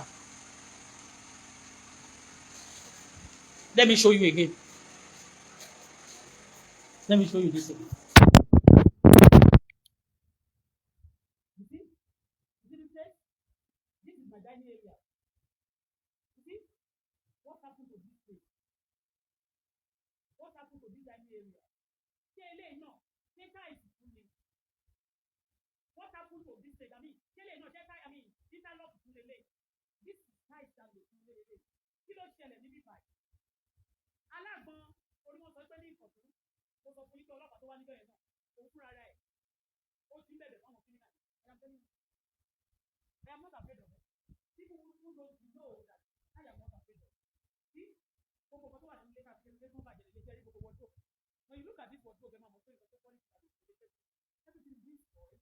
Àdẹ̀bínú sí abúlé afẹ́ bẹ̀rẹ̀ sí nítorí ayé wa ṣe nìkan tí wọ́n fẹ́ náà ní wípé àbínú sàǹtà tàbá rẹ̀ títí ló kù báyìí tàbá tàbá rẹ̀ ọ̀dọ̀tán títí ló kù á ti fún àwọn ẹjọ́ o ṣé gbogbo sọ́kẹ̀ tó wà nínú ilé pátá ṣé sọ́kẹ̀ tó wà nínú ilé pátá kọ́rọ́gọ́dọ́ òun ni bọ̀bọ́ yẹn bàjẹ́ o. Dé gbogbo sọ́kẹ̀ tó wà nínú ilé pátá kọ́rọ́gọ́dọ́ òun ni bọ̀bọ́ yẹn bàjẹ́ o. Ṣẹ́tìrì ilẹ̀ ń bẹ̀ yẹn abádẹ̀sọ tá a bá ní gbogbo nǹkan tá à ń rí tẹ́ bá pe lọ́ọ̀yà kan náà pé kó ṣe é torí pé they want us to be tired they don't want the case to be presented to police I mean they don't want those things to be documented system stylishly ni wọ́n fẹ́ máa dọ́jẹ̀ ẹ jẹ́ àfi bíìlì pa tá a bá fi bíìlì pa ó máa drop àwọn cases kan the reason why tí mo fi ṣe ṣáàtì náà ni pé anybody máa lo system of using bíìlì láti fi pa mí kí n bá lè drop some case. Èmi ò ní talé ṣe kéèsì o èmi ò dẹ̀ ní jẹ gbèsè fi ṣe kéèsì but àwọn ilé ìgan pàápàá kì í ṣe pé we fẹ́ ṣe kéèsì but a fẹ́ put things right so that àwọn èèyàn ní máa gbọ́ ẹ́ gàlẹ́gàlẹ́ kọ́ máa believe pé àwọn tó bá ti lè pa èèyàn nìkan ló gbúdọ̀ dó sórílẹ̀-èdè Nàìjíríà terrorist nìkan ló gbúdọ̀ máa jáde ló gbúdọ̀ wà free ló gbúdọ̀ ní freedom ní orílẹ̀-èdè kí ọlọ́pàá wa wọ́n má dẹ̀ support ẹ̀ it's a taboo it's a disgrace ìgbà tí mo tiẹ̀ ti sọ tán ti mọ̀ pé blogger ni mí ó ní àwọn kọ̀ọ̀kan tó ti ẹ̀yẹ́ pé madam wọ́n á dẹ̀ ti sọ fún wọn náà pé àti lọ́ọ̀yà gan wọ́n sọ pé madam we can do this for you okay ẹja àṣẹ má ti sọ̀rọ̀ owó tó bá ṣe tán gan mo lè sọ pé ṣiṣẹ́ tó wú mi lórí o ẹ gbà kí wọ́n fún wọn more than that wọ́n pè yẹn gift but eléyìí tí mo bá ṣe èyí bọ́n ṣe ń ṣe sìn bíi pé káwọn èèyàn kan jókòó kan máa exploit èèyàn náà ni ká sọ pé àwọn kan ń ja olè káwọn kan tó wọ uniform káwọn kan sọ pé wọ́n wà legal káwọn kan sọ pé wọ́n kàwé káwọn kan sọ pé àwọn òjòlè kan tó máa ja olè nǹkan tẹ́míkálukú kàn ṣe ní anybody kàn ṣe yamayama it's not good we are killing the country kí ni country yìí ṣe fún wa ṣé wọn ò ń dáyàn sí orílẹ̀-èdè kan ni wọ́n dá àwa yìí sí orílẹ̀-èdè Nàìjíríà ni ṣé orílẹ̀-èdè wa nìkan ló wà láyé ni tá a dẹ̀ fẹ́ pa orílẹ̀-èdè náà lánàá mo wo fídíò kan ní ibi tí àwọn Ghana sọ pé Nigeria must go Nigeria must go they are on too much aṣẹ́wó na Nigeria this war na Nigeria ritualist na Nigeria mo wo báyìí mo tún sọ pé ṣé kí n kọ́ tẹ̀lé kí n tún gbé sórí platform á dà pé you are against your country á dà pé you hate them kí n ṣe omi sí àdúgbò ní ìgbà tí omi tí ojú pọ́n wọn gidi ni mo sọ gidi ni wọ́n lọ pọn omi ẹlòmíì máa wá lájà wà lọ́wọ́ wá pọn mi bí tí ò sómi mo ṣe omi ọ̀fẹ́ fún wọn ọmọ olórí burúkú tó wà ń ta yìí ó wá sọ pé mo sọ lẹ́ǹkan mo ní bó tiẹ̀ sọ mo ní kọ́kọ́ ní máa lọ ti ṣọ́ọ̀bù ẹ̀ pa but mo fẹ́ nígbà tó wà nínú petition mi ó dẹ̀ wà nínú àwọn tó wọlé wájú ẹ̀ tó ń destroy nǹkan mo wá wí pé tó bá tiẹ̀ lọ lóun máa ti escape but tí ń sọ lòun ò lọ ó lóun ti sọ pé kí n fún un ní 1 month wọ́n wò tí ẹ̀ka kò dẹ̀ sanwó fún mi ẹni tó sanwó fún ẹni tó gbé wá ọmọ Yíbò ló gbé wá so nísìnyí tí ọmọ Yíbò ti lọ títí bí ti lọ wọ́n ìfẹ́ plant òun sórí the mission ẹ̀ lélẹ̀ pé wọ́n ìfẹ́ plant ẹ̀ sí orí bíbà yìí olóbọ̀ máa fún wọn ní gbogbo information àwọn kan ti wálé ni o ni wọ́n ń ṣe kankan nulẹ̀ o so àwọn kan á tún kọjá wá is outside there as an instrument of the evil and kò dẹ̀ sanwó fún mi òun ni mo sọ yẹn bọ̀bọ́ yẹn olóhùn ló mú wájú ẹ̀ olóògbà agreement àti agent fee òun ló gbà ẹ lọ bè lọ́wọ́ ẹ̀ bọ̀bọ̀ ọmọ yípo mo tún sọ fún pé níbo ló ti wá ó níbi ọ̀nà làwà níbẹ̀ yẹn níbi ọ̀nà Koko Zaria mo ní ọmọ jẹ́ ọ̀nà ilé Koko Zaria mo ní mi ìgbà bọ̀bọ̀ yìí ní pé kò ní miss babe ọmọ yìí ó yẹ kí n ti ṣọ́ọ̀bù ẹ̀pá lónìí bọ̀ mo wá wè pé ó lọ wọ́n máa wá gbé ẹlẹ́tàlágbọ̀n mo tó orúkọ ẹ̀ wà ń bẹ́ẹ̀ wọn bá ní wọ́n máa frustrate mi tí bá ti sọ̀rọ̀ báyìí lórí mídíà máa tún padà wá fẹsẹ̀ ara mi rìn lọ sálágbọ̀n máa dẹ̀ tó sọ pé mo fẹ́ get àwọn èèyàn criminal arrested mi bàbá mi ẹgbẹ́ tó kun bàbá mi Bọ́lá Tinubu pírẹsidẹ́ǹtì ẹjẹ torí Ọlọ́run kí ló dé táwọn criminal tó fẹ́ máa empower criminal láwùjọ kí ni Nàìjíríà ṣe fún orílẹ̀-èdè country Nàìjíríà yìí àwọn season tó wà yìí all the people living at this time they are going to wipe away they are going to go away and other people are coming kí ló dé tí àwọn terrible people ṣe wà at this season and when these people tí wọn bá change wọn kó tiẹ̀ change common 50 or 40% of them àwọn tó máa tún bọ̀ generation tó máa bọ̀ ó máa worse than this torí pé àtàì láti correct lapses yìí láti tipẹ́tipẹ́ òun la ṣe bára wa ní junction yìí o òun ni a ṣe bára wa ní junction yìí o kí àwọn terrorists kan jókòó sí gbogbo junction náà máa jókòó sí don't go to work ní ìlú bíbà yẹn jẹ́ ń sọ fún yín àwọn ògógóró tí àwọn Yorùbá náà máa mú yẹn ògógóró tó máa mú yẹn Yíbò ló ń ṣe majority of it àwọn Yorùbá tó ń ṣe lára àwọn tó wá látòkùn ṣe ti máa gbé majority of them wọ́n ti pa wọ́n tán wọ́n ti pa gbogbo àwọn yẹn wọ́n ti pa wọ́n tán gbogbo ògógóró tó ń mú sìn àwọn Yorùbá àmì Yíbò ló ń ṣe majority àbí àwọn bẹ́ndẹ̀ ló ń ṣe majority of it so ti yé so Yorùbá máa jókòó sí junction wọ́n làwọn ń gbowó oríta wọ́n làwọn ń ṣe ayé wọ́n wọṣọ weekend wọ́n á lọ party wọ́n á lọ flẹ́jọ̀ ó ti yé ṣe gbọ́ wọ́n lọ flẹ́jọ̀ àwọn Yíbò yẹn wọ́n bí sí wọn bá gbogbo nǹkan àwọn obìnrin náà tó bá tún kú àwọn mìíràn wọ́n wá tún place wọn sórí social media wọ́n máa ṣe nǹkan burúkú èyí tó bá ti lè ṣe wèrè dáadáa wọ́n máa promote ẹ̀ àwọn Aláròyé náà máa gbé torí nǹkan burúkú ni wọ́n promote in society wa torí nǹkan burúkú ni wọ́n fẹ́ máa promote in society wa ẹ jọ kí ni orílẹ̀-èdè yìí ṣe fún gbogbo wa tí wọ́n fẹ́ fi lù ú pa people are killing this country the country is in coma tó bá kú kò ní jímọ̀ o ó ti pẹ́ jù ń coma o ìyẹn bó ṣe jẹ́ lónìí o ẹni tó gbé nínú ilé yìí mo ṣe ń pariwo lójoojúmọ́ kò ń jáde lọ bí iṣẹ́ àdẹ̀ lóhun celebrate iṣẹ́ kan tó ń ṣe báyìí nígbà tó wá ó sọ pé òun ṣe kíní kan director kíní kan lòun at the end of everything inú ilé iná máa wà a máa rí lẹ́ẹ̀kọ̀ọ̀kan tó máa láwọn celebrate wa àwọn girls àtàwọn boys wọ́n máa fi inú ilé yìí wọ́n máa fi ṣe gbogbo àpọ̀ pẹ́m inú ilé náà láti rí owó fake money nígbà tí mo dé nínú ẹrù tó fi sílẹ̀ sínú ilé láti rí àwọn fake money owó tuntun máàlì yìí máa wà ládùúgbò kò ní mọ́tò kò ní kankan tó ti yẹyìn ó kò yàtọ̀ sẹ́rù tó kó sínú ilé tó fi ń ṣe gàràjé fún wọn àwa máa gbogbo àwọn ọmọ wẹ́wẹ́wẹ́ tó ń sọ òkú sínú ilé mi ń sìn àwa máa kó gbogbo wọn máa bá team nínú fúláàtì àwọn àgbàlagbà cortism àwọn tí ò lọ bí iṣẹ́ wọn yẹn wọ́n á pọ̀ nínú gate wọ́n á ṣí gate yẹn lẹ̀ rẹpẹtẹ wọ́n á jókòó síbi àwọn kó gbogbo tẹ́ bá ti ráwọn ṣí àkàn burúkú tá a fi ń jókòó lẹ́jọ́ mẹ́ta inú ilé láti bá ẹni tó bá mọ inú ilé wọn máa mọ̀ pé kò sí nǹkan tó ń jẹ́ ṣí àkàn figi kan nínú ilé yìí nígbà tá à ń gbé bí even ní àbúrò ọ̀dẹ́ ẹ̀ lè rí àwọn ṣí àkàn tí ò nice nínú yàrá mi tí n bá ń gbé wọ́n á kọ́ gbogbo ẹ̀ wọ́n sọ gbogbo àwọn boys wọ́n máa mu ògógóró wọ́n á pọ̀ àwọn cortism wọ́n wà níbí báyìí èyí tó wà lẹ́yìn náà the same thing ẹ rí bó ṣe halẹ̀ gàràgàrà ẹ rí flat bí tó ń gbé bó ṣe dọ̀tí purposely and deliberately ni wọ́n fẹ́ bàjẹ́ so that I will look for àwọn kan tó máa ń sọ pé tí Ìbò bá gbélé ẹ̀ wọ́n máa ṣiṣẹ́ fún ànádá Ìbò tó ń jalè tọ́wọ́ ẹ̀ jí láti lè rà a lot of people ló fẹ́ ra gbogbo nǹkan èèyàn tẹ́ bá dẹ̀ fẹ́ ra nǹkan ṣe bí ilẹ̀ wà nílùú yín ilẹ̀ wà nílùú yín now must you be devaluing people's states I want to take the things by fire by force and some bastard of Yoruba people too not all of them o àwọn ọmọ Yoruba bastard kan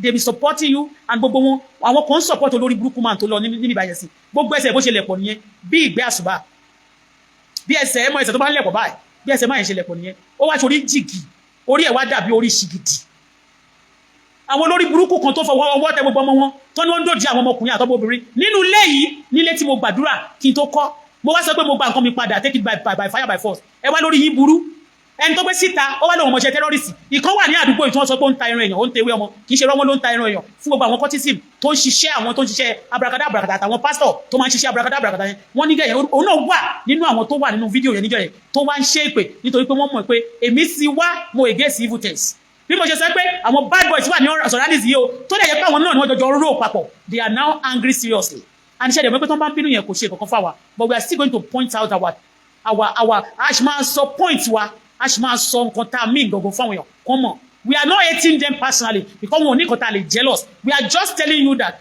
people doing bad things in society wọ́n jẹ́ kó rí wọ́n jẹ́ kó tún máa rí báyìí kó má tún lè sọ̀rọ̀ kò ń ṣe lọ́dọ̀ tèmi tó bá ti ń ṣe nǹkan burúkú tí n bá dé àgbègbè yẹn wàá ya kangara ẹni because bí wọ́n ṣe kọ́ èmi àti bí ó ṣe gbúdọ̀ rí ní orílẹ̀-èdè àwọn tó bá ń ṣe nǹkan burúkú òru ni wọ́n máa ń ṣe ìyẹn mi pé wọ́n gbúdọ̀ ṣe é pamọ́ kọ́ wọnú gbọ́ lọ they have to do that evil in bush they must go to bush àwọn tó bá ń ṣe nǹkan burúkú tó ń lọ́nu gbó ó dẹ̀ pé wọ́n ní respect díẹ̀ fún government wọ́n ní respect díẹ̀ fún àwọn ọlọ́pàá àti ìjọba àti òfin But those of them that are doing bad thing and they are doing it broad daylight in the street, people are seeing it because one gang and way one man will pay. If you talk, we go show you Pepe.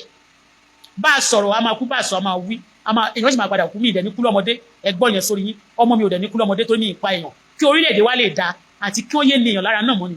Tí wọ́n bá conquer one criminal, wo àwọn criminal yẹn tó bá ti criminalize ẹnìkan, tó ti criminalize ẹnìkan, definitely ó ti criminalize many people. So if you destroy one criminal, you save 1,000 people souls and body. So today we are saying no to killing, say no to terrorists, say no to bullshit, say no to cultism, say no to fraudster, say no to all of them. Ní pé gbogbo wọn máa kúrò láwùjọ wa, but wọ́n gbọ́dọ̀ minimize it. The government, the country is not for crime alone. You understand? Some people ní ìgbà tí adáyé àtọ̀run bó ṣe sọ story fún wa, wọ́n ní Ọlọ́run ló lead, wọ́n sọ pé èṣù ló lead. Ní orílẹ̀-èdè tá bá sọ pé ti pé Ọlọ́run, tí èṣù wá fẹ́ máa lead, bí criminal ṣe pọ̀ tó yìí, èṣù lead ni. Let us say no to that evil things and let us have our peace. I come in peace o. And ẹnikẹ́ni tó bá dẹ̀ sí lóhùn òfin àlàáfíà yóò parẹ́ náà ni. Ẹni tó bá sọ pé òun ò ní jẹ́ ìjọba, òun ò dẹ̀ ní jẹ́ ìṣe tèmi. Only bring them before me and say that the Lord will slay them. Ẹnikẹ́ni tó bá sọ pé òun ò ní jẹ́ kó ọmọ mi, òun ò ní jẹ́ kó wà láàyè, òun ò ní jẹ́ kó sinmi, òun ò ní jẹ́ ká lálàáfíà lórí ogún mi, lórí òwò mi, lórí owó mi, lórí nǹkan ní mi. Ẹni náà, the Lord will slay them, the Lord will destroy them. Ọlọ́run máa bà tí wọn jẹ́. Lójijì ẹlẹ́dàá àṣẹ̀dá máa kọlù wọn. Ìyẹn bó ṣe jẹ́. Ìyẹn bó ṣe jẹ́ o, mo ti filẹ̀ yẹn wọ̀nyí lẹ́ẹ̀kan sí. Kí n tó rẹ̀ ibẹ̀ yẹn, bọ̀bọ́ tó pè ní tí mo lọ gbé tó pè ní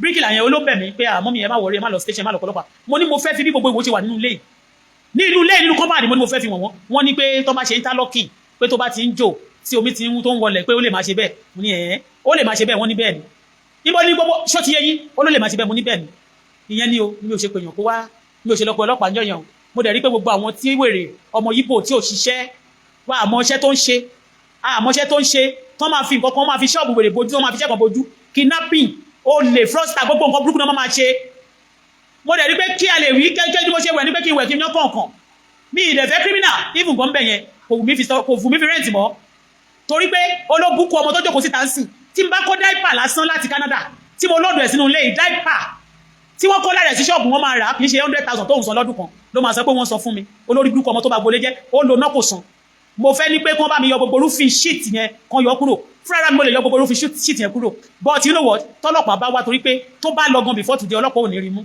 ẹjọ́ tí mo ti petition already ti wà lọ́lágbọ̀n kì í ṣe tẹnu àwọn tó bá dẹ̀ ti ń support criminal mi ò fẹ́ mọ bẹ́ẹ̀ nìyẹn ṣe jẹ́ criminal náà ni but orílẹ̀-èdè yìí o ẹnìkan kọ́ ló dálẹ̀ o Ọlọ́run ló fi ìjì orílẹ̀-èdè sọlẹ̀ lórí òkun bẹ́ẹ̀ ni ó ní tolúwa ní ilẹ̀ náà àti ẹ̀kún rẹ̀ ayé àtàwọn tó tẹ̀dó sínú rẹ̀ Ọlọ́run ló dá gbogbo èèyàn according to history Ọlọ́run dẹ̀ ló dá ilẹ̀ náà kò sí sẹ́nì kankan tó sin wádé lè dá ilẹ̀ yìí tó dá sílẹ̀ adé ayé la bá ilẹ̀ yìí o adé ayé la bá orílẹ̀-èdè Nàìjíríà yìí o táwọn ìbádẹ̀ tó ń dàgbà tó tábà tún lọ a máa tún fi ilẹ̀ lọ Ọlọ́run ló tún máa nílọ títí ayérayé torí bẹ́ẹ̀ ẹjọ́ o gbogbo ẹ̀yin tẹ́ ń ṣe ìkà yìí tẹ́ ń ṣe yamayama yìí enough is enough of the bullshit put limit to it Nigeria government ẹjọba put limit to it bàbá IGP tábà pé EFCC ẹgbẹ́ a máa pe bọ̀dá Káyọ̀dé bàbá ẹgbẹ́ tó kùn la pè lónìí o lórí mi ò dárúkọ mo ní disclose ọlọ́pàá mi dẹ̀ disclose orúkọ torí wọn ò tí ì ṣẹ̀mí for now but mo wá fi judge ara mi bí kẹ́sì yẹn ṣe pọ̀ tó kí wọ́n máa lọ san 700 to 1 million lórí kẹ́sì kọ̀ọ̀kan tó jẹ́ pé kò tí ní dúró mẹ́ọ̀ tí lábàá tún lọ lójú odò ọ̀rọ̀kọ̀tù wọ́n máa fún lówó wọ́n máa ní wọ́n jà ẹ́ lólè at the end of everything gbogbo kẹ́sì olówó ẹ̀ṣẹ̀ wọ́n tún máa fi rún ẹni wọ́n tún máa fi jà ẹ́ lólè no be juju be that no be juju be that ìyẹn bó ṣe jẹ́ ọmọ yẹn ò sanwó o ọmọ Yíbò ló gbé wá o wọ́n gbé wọn àwọn terrorists wọ́n ní kó plant àwọn èèyàn sẹ́nu ọ̀nà lé o excuse me bọ́lá o bẹ̀lú ìṣá sorry ẹ má bínú what do you eat this morning please give me water I want to drink ìyẹn bó ṣe jẹ́ olónìí o bó ṣe jẹ́ ni mo sọ fún yín yẹn o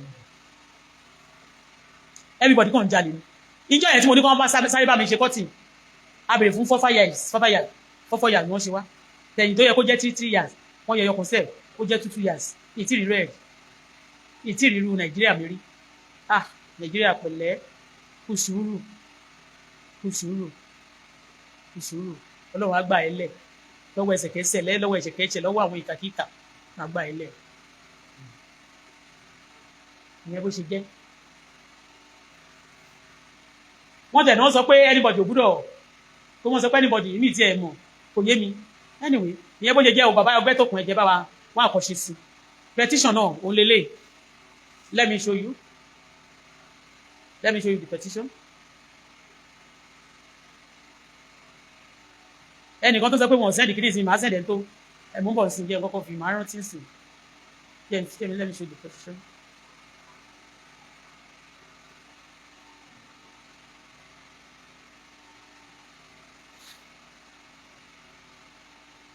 Owó tí mo sọ nílé but petition mo fẹ́ fi wò ní.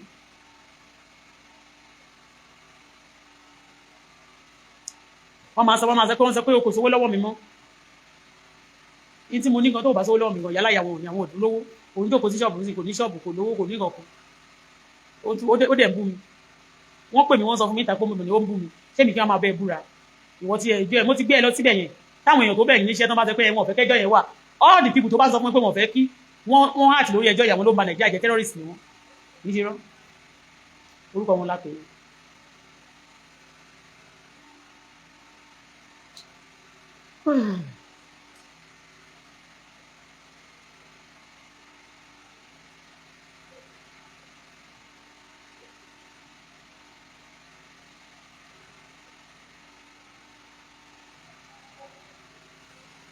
This is the petition. Maybe Mama Tia said I will send the copy they sent to me. I'll forward it to the IGP office. Yes, I'll forward it to IGP office. Because mobilization yẹn, cases yẹn pọ̀. Tó bá dẹ̀ fẹ́ ká jọjọ máa kọ gbogbo kìíní yẹn, wọ́n ní and now you have to use lawyer. Ó ti yẹ yẹ́rọ pé wọ́n dá 200 million, 300 million, wọ́n dá sákàǹtì. Ó ti yẹ mẹ́rin. So that's the petition. They said they have approved it. That's what they said they approve. So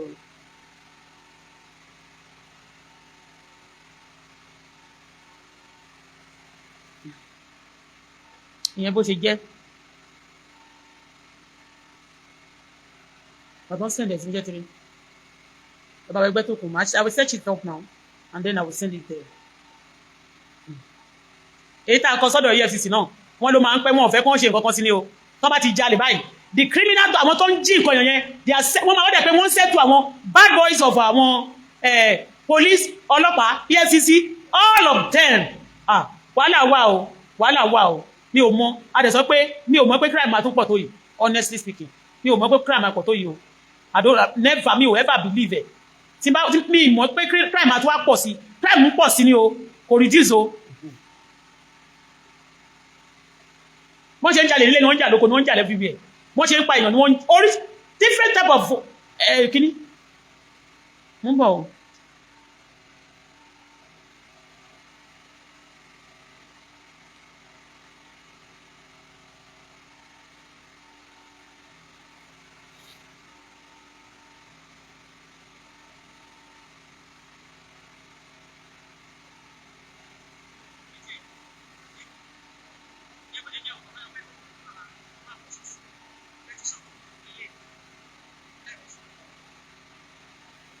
Relocated to where? I'm in holiday. Why do you want to know everything? Modupe Omolara Bello. Why do you excuse me gan? Those of you when ta bá ń sọ̀rọ̀ pé àwọn èèyàn ń jalè. Ẹ má bèrè. Are you not in holiday? What ní holiday mi mo kan mo fẹ́ fi ṣe ni. My holiday period season you know mo fẹ́ fi ṣe nǹkan tó wù mí ni na nǹkan tó wù mí mo fi ṣe yìí.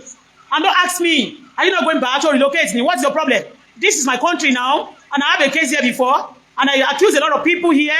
And continuity cases yẹn dẹ̀ wà lẹ̀ wọ́n tún commit more crime more just for the case to be pardoned to be forgotten and you be asking taban sankan instead of you relating to what we are saying at that moment you just want to say another thing to cover it up olórí burúkú ni majority ti ẹwọ tó máa ń pèrè question wọ́n mú dúpẹ́ yẹn what is your business okay are you relocated what is your business what is your business à ń sọ̀rọ̀ nípa nǹkan tí wọ́n ń ṣe tí ò dáa instead of you to relate to nǹkan tán kò relate mọ́ nǹkan tán sọ lọ́wọ́lọ́wọ́ báyìí you just divert why is she in Nigeria are you relocated what is your business tell me what is your business why do you want to know ní tí mo fẹ́ kẹ́ ẹ mọ̀ nísìnyí ni mò ń ṣàlàyé fún yín tó bá yá tí bá relocated bó dẹ̀ jọ dídé ni mo wá wà á mọ̀ bí òbí òde mọ̀ why can't you wait and see why are you so inquisitive even people always want to know everything about people kẹ́ bá lè mọ̀ bí tẹ́ máa gbà wọlé padà ẹ ya wèrè ni nígbà bá ti rí kẹ́wò kẹ́ kó sì lọ wọ́n lè ń ṣe crime ẹ má máa sọ nǹkan míì.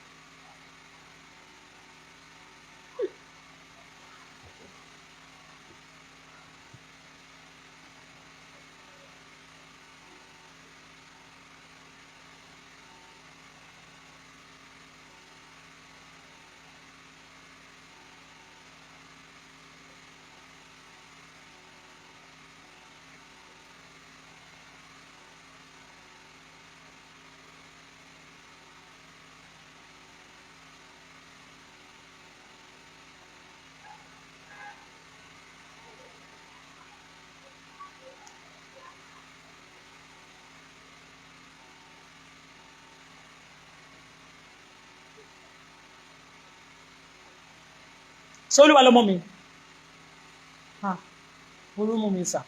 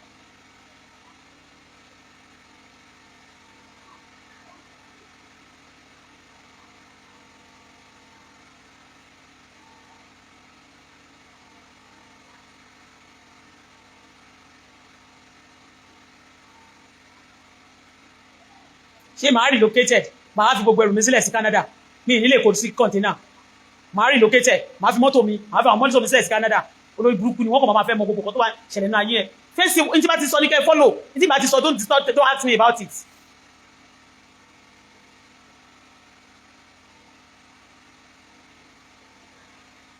kí n wá sí Nàìjíríà kí n má lè ṣe nǹkan tí mo wá ṣe kí n má lè ṣe nǹkan tó tangible kémi fẹ́ra mi dé Canada kí inú mi dùn pé yes I'm achieve. Mo wá sí Nigeria. I spend almost 1.5 months going to 3 months in hotel. Ní hotel mo sanwó lójoojúmọ́. Àdẹ̀ jẹun àdẹ̀ ń ro oúnjẹ jẹ́ǹta ni. And you know how expensive it's going to cost me. How it's going to be. Mo wá dúró yẹn mo wá tún nǹkan tí mo fẹ́ ṣe lára nǹkan tí mo fẹ́ ṣe náà ló wà níbí báyìí. Ẹ wá fẹ́ forfeit ẹ̀ kí n má rí kọ̀ọ̀kan ṣe. A máa ṣe ni. Gbà tí mo bá ti ṣe fẹ́ǹsì tó wà ní ẹ̀pẹ́ yẹn ibi tí wọ́n ti máa bọ́ ọmọ mi sí. Wọ́n mọ̀ lọ́la kọ́ sí diversion ni. So bóyá tí wọ́n ti lọ́la o ibi kan tí bá lè sọ pé mo fẹ́ tà láti fi get up. Wọ́n fẹ́ kí n dìde. Ẹ lọ́ máa wọlé. Gbogbo yín tẹ́ bá lọ́wọ́ mẹ́lẹ̀ máa kúkú yà. Ara ilé tó bá dá sí kí wọ́n máa ṣẹ̀ sí last ni. Till they fear you. Don't ask me. Are you not going back? Are you not going back? What's your business with my going back? When I was coming, did I tell you that I'm coming? Did you accommodate me? Am I living in your house? Are you feeding me? What did you do? Sún mi láti sọ pé okay o. Mo bọ̀ mi ti dé o. Mo máa pe ẹgbẹ́ tókun. Bàbá ẹgbẹ́ tókun mo máa pe wọ́n sí. Gbogbo all those nonsense ẹ fẹ́ ṣe sílẹ̀ fún mi. Mi ti dé. Mo ń bọ̀ mi ti dé. I'm still going to tell the whole world a lot of things, but gradually ni. Eléyìí mo kọ́kọ́ fẹ́ sọ. I'm reporting there. I noticed some things in this surrounding. I noticed a lot of things here. And you want me to be moved and shut up over those things. Me, if it's certain things like Mama tell you on certain things. Tí bá rówó ní Canada náà kọ́ táwọn èèyàn bá rówó wọn kọ́lé sílé wá ṣe nǹkan báyìí wọ́n ṣe kínní. Lára tí mo ti fowó ṣe mi lè jẹ́ kó máa kàn bá jẹ́. Káwọn kan máa rò pé wọ́n ní ọdẹ orí wọ́n ní wèrè.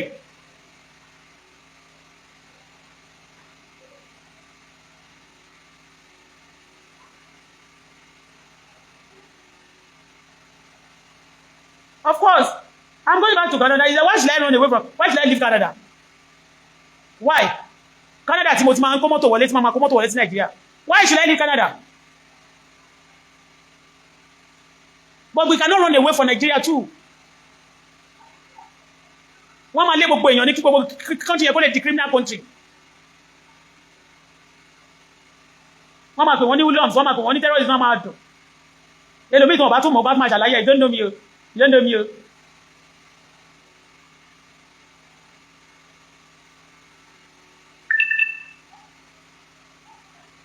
The person, no.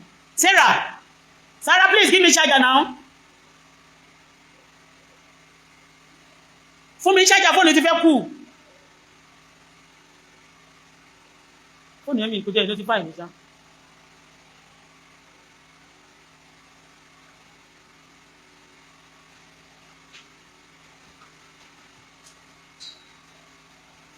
Ó dẹ̀ pé nìkan náà kàbí. Yeah? Okay. Kò débẹ̀. Okay, màá gbé sílẹ̀ náà. Màá gbé náà.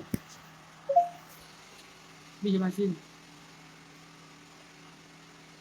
Nobody? Mo ń wá nǹkankan. Is it charging? Yeah. Bá mi wo mi ìmọ̀rìnsì tí mo fẹ́ wo kíní mi. Messenger mi. Kò jáde. Mo ti ń try láti ṣe látẹ̀kọ̀. Mo dẹ̀ wo wifi mi. Ṣé wifi mi ṣì wà connected? I'll bring it down there. Àbí tó ń fluctuate. Yeah, just hold on. Mo fẹ́ wo ẹni tí ibi tí mo ti screenshot ẹni tó ya ọmọ yẹn ránṣẹ́ sí mi lẹ́ẹ̀kan. nínú WhatsApp, messenger. I want to check the messenger. Go to my messenger. I want to see my messenger. I'm trying to open one of my messenger could shoot. Continue, don't go roll. Where are you going to? It's rolling. Okay, I'll be to Wi-Fi. You're not seeing.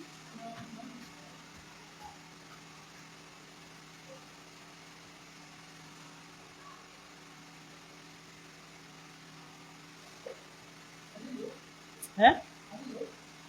Continue load. Ọmọ jẹ́ wo gbogbo lóde tó ń roll bẹ́ẹ̀. Àbí kí n lo data ẹ̀kọ́ gbogbo ni.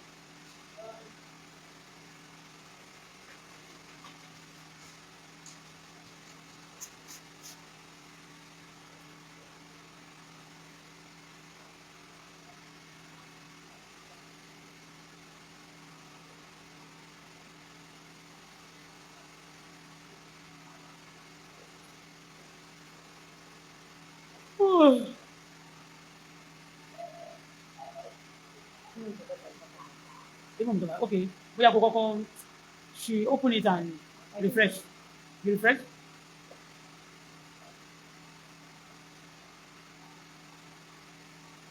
It's hot today. It's not hot. What do you go? Oh, para now. But the little people is coming anyway to the phone. Oh, okay. Then your bathroom, see, over.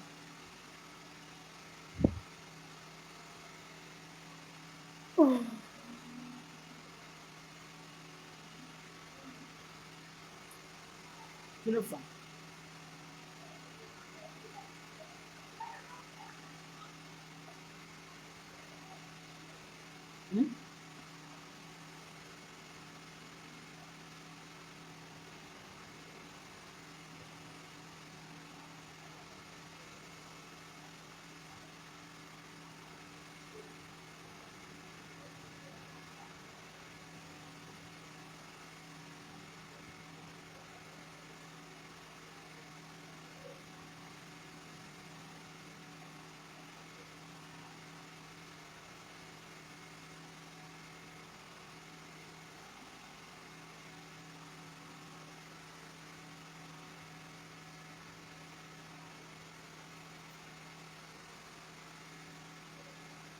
Kí ló dé tí ò jáde?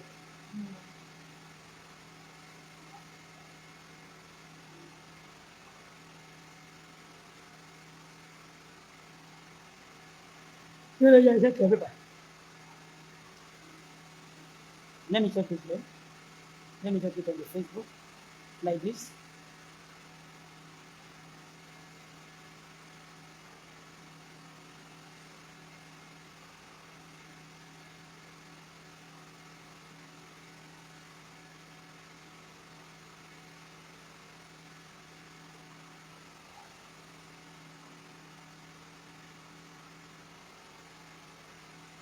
Like now, if this one opens, switch to auto success. Only switch to auto success. So your auto success one. So your auto success the to send the Syrian. So your auto success the one. Go your to Bola.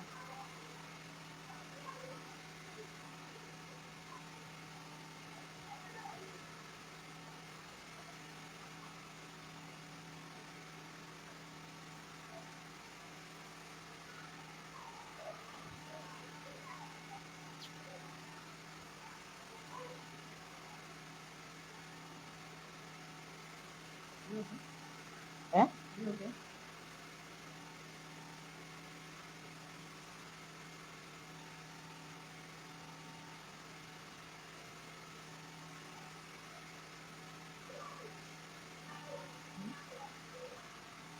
Check lórí Auto Bola. Ó yóò máa jáde lẹ̀. Àpòrí Auto success la kí ló ṣẹlẹ̀? Auto Bola, mo fẹ́ wò ó.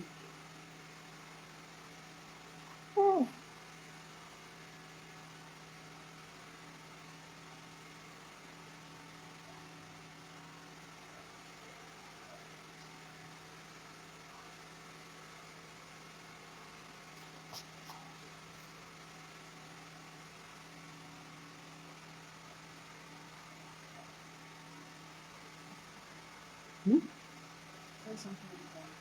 Ọ̀nà Auto Bola. I can't switch for Bola for example.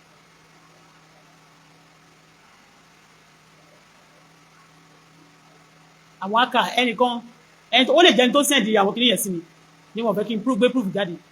Ṣé ó ti yẹ bẹ́ẹ̀?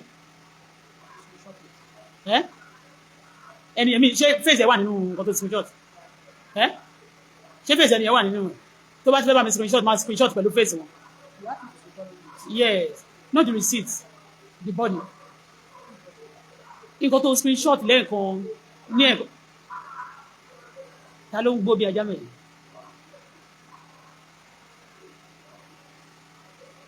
Outside the gate, nothing pariwo yẹn.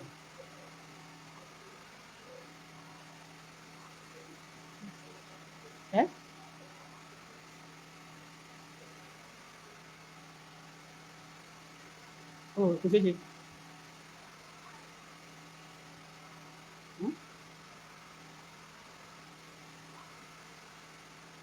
Okay, bóyá tó pé mo dẹ̀ wà ló online. But what about messenger or kò sí ti gẹ̀dímọ́ kò sí ti diabetes mọ́ agbómo man power ajẹ́bidọ́ tó confam tó máa jẹ́ kẹ́ lè perform dáadáa kẹ́ lè last long lórí obìnrin tí kò ní sí pé ẹ sáré gòkè ẹ sáré bọ́lẹ̀ àtàrúgbó àti ògì gbogbo wọn náà lò mí ìfẹ́ polówó púpọ̀ mi ìfẹ́ kí program wò lẹ́yìn yẹn fàǹfà ní gbogbo ẹ̀yin tí ẹ bá ní àwọn àdójúkọ lóríṣiríṣi tí ẹ dojúkọ tí ẹ wá nídìí àwọn nǹkan ètò àdúrà tí ẹ lè lò bí torí pé kí ni kì í ṣe ogun fúlàní nìkan lógun òṣèré ogun ìdílé tó ń bá ẹlòmíì pò ó jogun fúlàní lọ ṣèbí fúlàní apáyàn lẹ́sẹ̀kẹsẹ̀ á ní òmò lọ ogun ìdílé apáyàn sáyé èèyàn á máa la wàhálà kọjá èèyàn á máa rí dààmú èèyàn á máa rí ìfòòró èèyàn á wà nínú ìpọ́njú òun lọ rogun nàìjíríà òun lọ rogun ìdílé sorry ẹ má bínú òun lọ rogun ìdílé so fún àǹfààní gbogbo ẹ̀yin ìyá mi ẹ̀yin bàbá mi ni mo ṣe sọ ilé yìí pé ẹ má wòra yín níran ẹ má bínú mẹ́sẹ̀jì àwọn mẹ́sẹ̀jì kan wọlé ni ẹ má wòra yín níran ẹ tọ́jú ara yín fún èyí tẹ bá wá nídìí àwọn nǹkan àdúrà tí ẹ lè lò lọ́lọ́kan òjọ̀kan àwọn nǹkan ìṣẹ́gun àánú àtúndé back to sender arọ́bí àti bẹ́ẹ̀ bẹ́ẹ̀ láwọn nǹkan ìṣẹ́gun anything you can use ìbádẹ́ jẹ́ ti tàánú náà ni anything spiritual tí ẹ bá need anything spiritual tí ẹ bá need àdúrà ló ń gba agbára kọ́ o fúlàní gan dira ẹ̀yin gan ẹ dira nínú jésù bẹ́ẹ̀ ni ẹ dira nínú jésù kò sọ́nà téèyàn lè gbà fi dira torí ẹ̀ lọ́lọ́run ṣe kẹ́ wa àwa tó jẹ́ wípé jésù là ń sìn ọlọ́run ṣe kí ni ó gbé wá fún wa àwọn tó jẹ́ mùsùlùmí ó gbé tiwọn fún wọn àwọn tó jẹ́ oníṣẹ̀ṣe ó gbé fún wọn ṣe wá rí ọ̀nà mẹ́tẹ̀ẹ̀ta èèyàn lè gbà láti fi dira má fi ṣèkà nìkan ní ti tèmi fi dira fi ṣe kí ni fi ṣàánú ayé ẹlòmíì gan ó ń fi ìmọ́lẹ̀ ó fi tafà sínú ìmọ́lẹ̀ ẹlòmíì tó jẹ́ kírísítẹ́nì ń ṣe kírísítẹ́nì ó ń gbógun ti kírísítẹ́nì ẹgbẹ́ so kò sọ́nà tí ogun ò lè gbà wọlé lórúkọ jésù àní rogun lórúkọ jésù àní rí wàhálà lórúkọ jésù àní rí dààmú lórúkọ jésù kolokolo ayé ò ní lò fún wa jó ayé ò ní béèrè pé bọ́lá ọlọ́run wà àwa ní sin ọlọ́run gba èrè ìtìjú lórúkọ jésù fún àǹfààní èyí tẹ́ bá láwọn nǹkan ìdojúkọ any ìdojúkọ anything tẹ́dẹ̀ wípé yes àdúrà ló lè ṣe ẹ pè mí spiritual items tẹ́ lè lò ó wà available ogun tó ń bá yín fẹ́ra tó ń bá yín wọ́ọ̀dì mọ́jà ogun tó ń jẹ́ kẹ́ máa lálàkàlà ogun tó ń jẹ́ kẹ́ máa má mú bọ́ ogun tó ń jẹ́ káyé máa kórìíra yín tó ń jẹ́ kẹ́ ṣiṣẹ́ bí aláìmọ́ṣe tó ń lé olóore jìnnà sí yín ẹlòmíì ọkọ̀ ṣáà lé olóore jìnnà sí nítorí pé kí ni wọn ò fẹ́ kó ga nínú ayé wọn ò fẹ́ kó rògbòlò olóore ló ń lé jìnnà sí anywhere tó bá ti wà tó bá ti ní ìfẹ́ fìrìfìrì báyìí things máa change ni àbí kó ṣe kí ni kó máa má mú bóore àbí kó ṣàmárí ìjákulẹ̀ ṣáá ológo ló máa ní ogun gbogbo ẹ̀yin tẹ́ bá ti ní one or two things tẹ́ ẹ̀ face ẹ ríra yín ní wípé yes ògo ńlá nìyí tí ẹ bá lógo ẹ nílé ogun ó wá kù sọ́wọ́ yín láti ṣiṣẹ́ tọ ògo yẹn kó ba lè bú jáde kó lè wúlò fún ẹ̀yin àti àwọn ọmọdọ́mọ yín kẹ́ lè gbádùn ayé dùn o ẹni bá láyé òdùn ẹ sọ pé kó gbẹnu sọ ayé ìdùn kẹ́ bá lè gbádùn ayé kẹ́dẹ̀ tún lọ gbádùn ìjọba ọlọ́run kì í ṣe kẹ́ gbádùn ayé kẹ́ sọ̀jọba ọlọ́run ẹ má sọ̀jọba ọlọ́run lò ẹ̀rìn lọ́nà tó tọ́ tó yẹ ṣẹ́rílẹ̀ ayé ìbíntì ni ọ̀run ló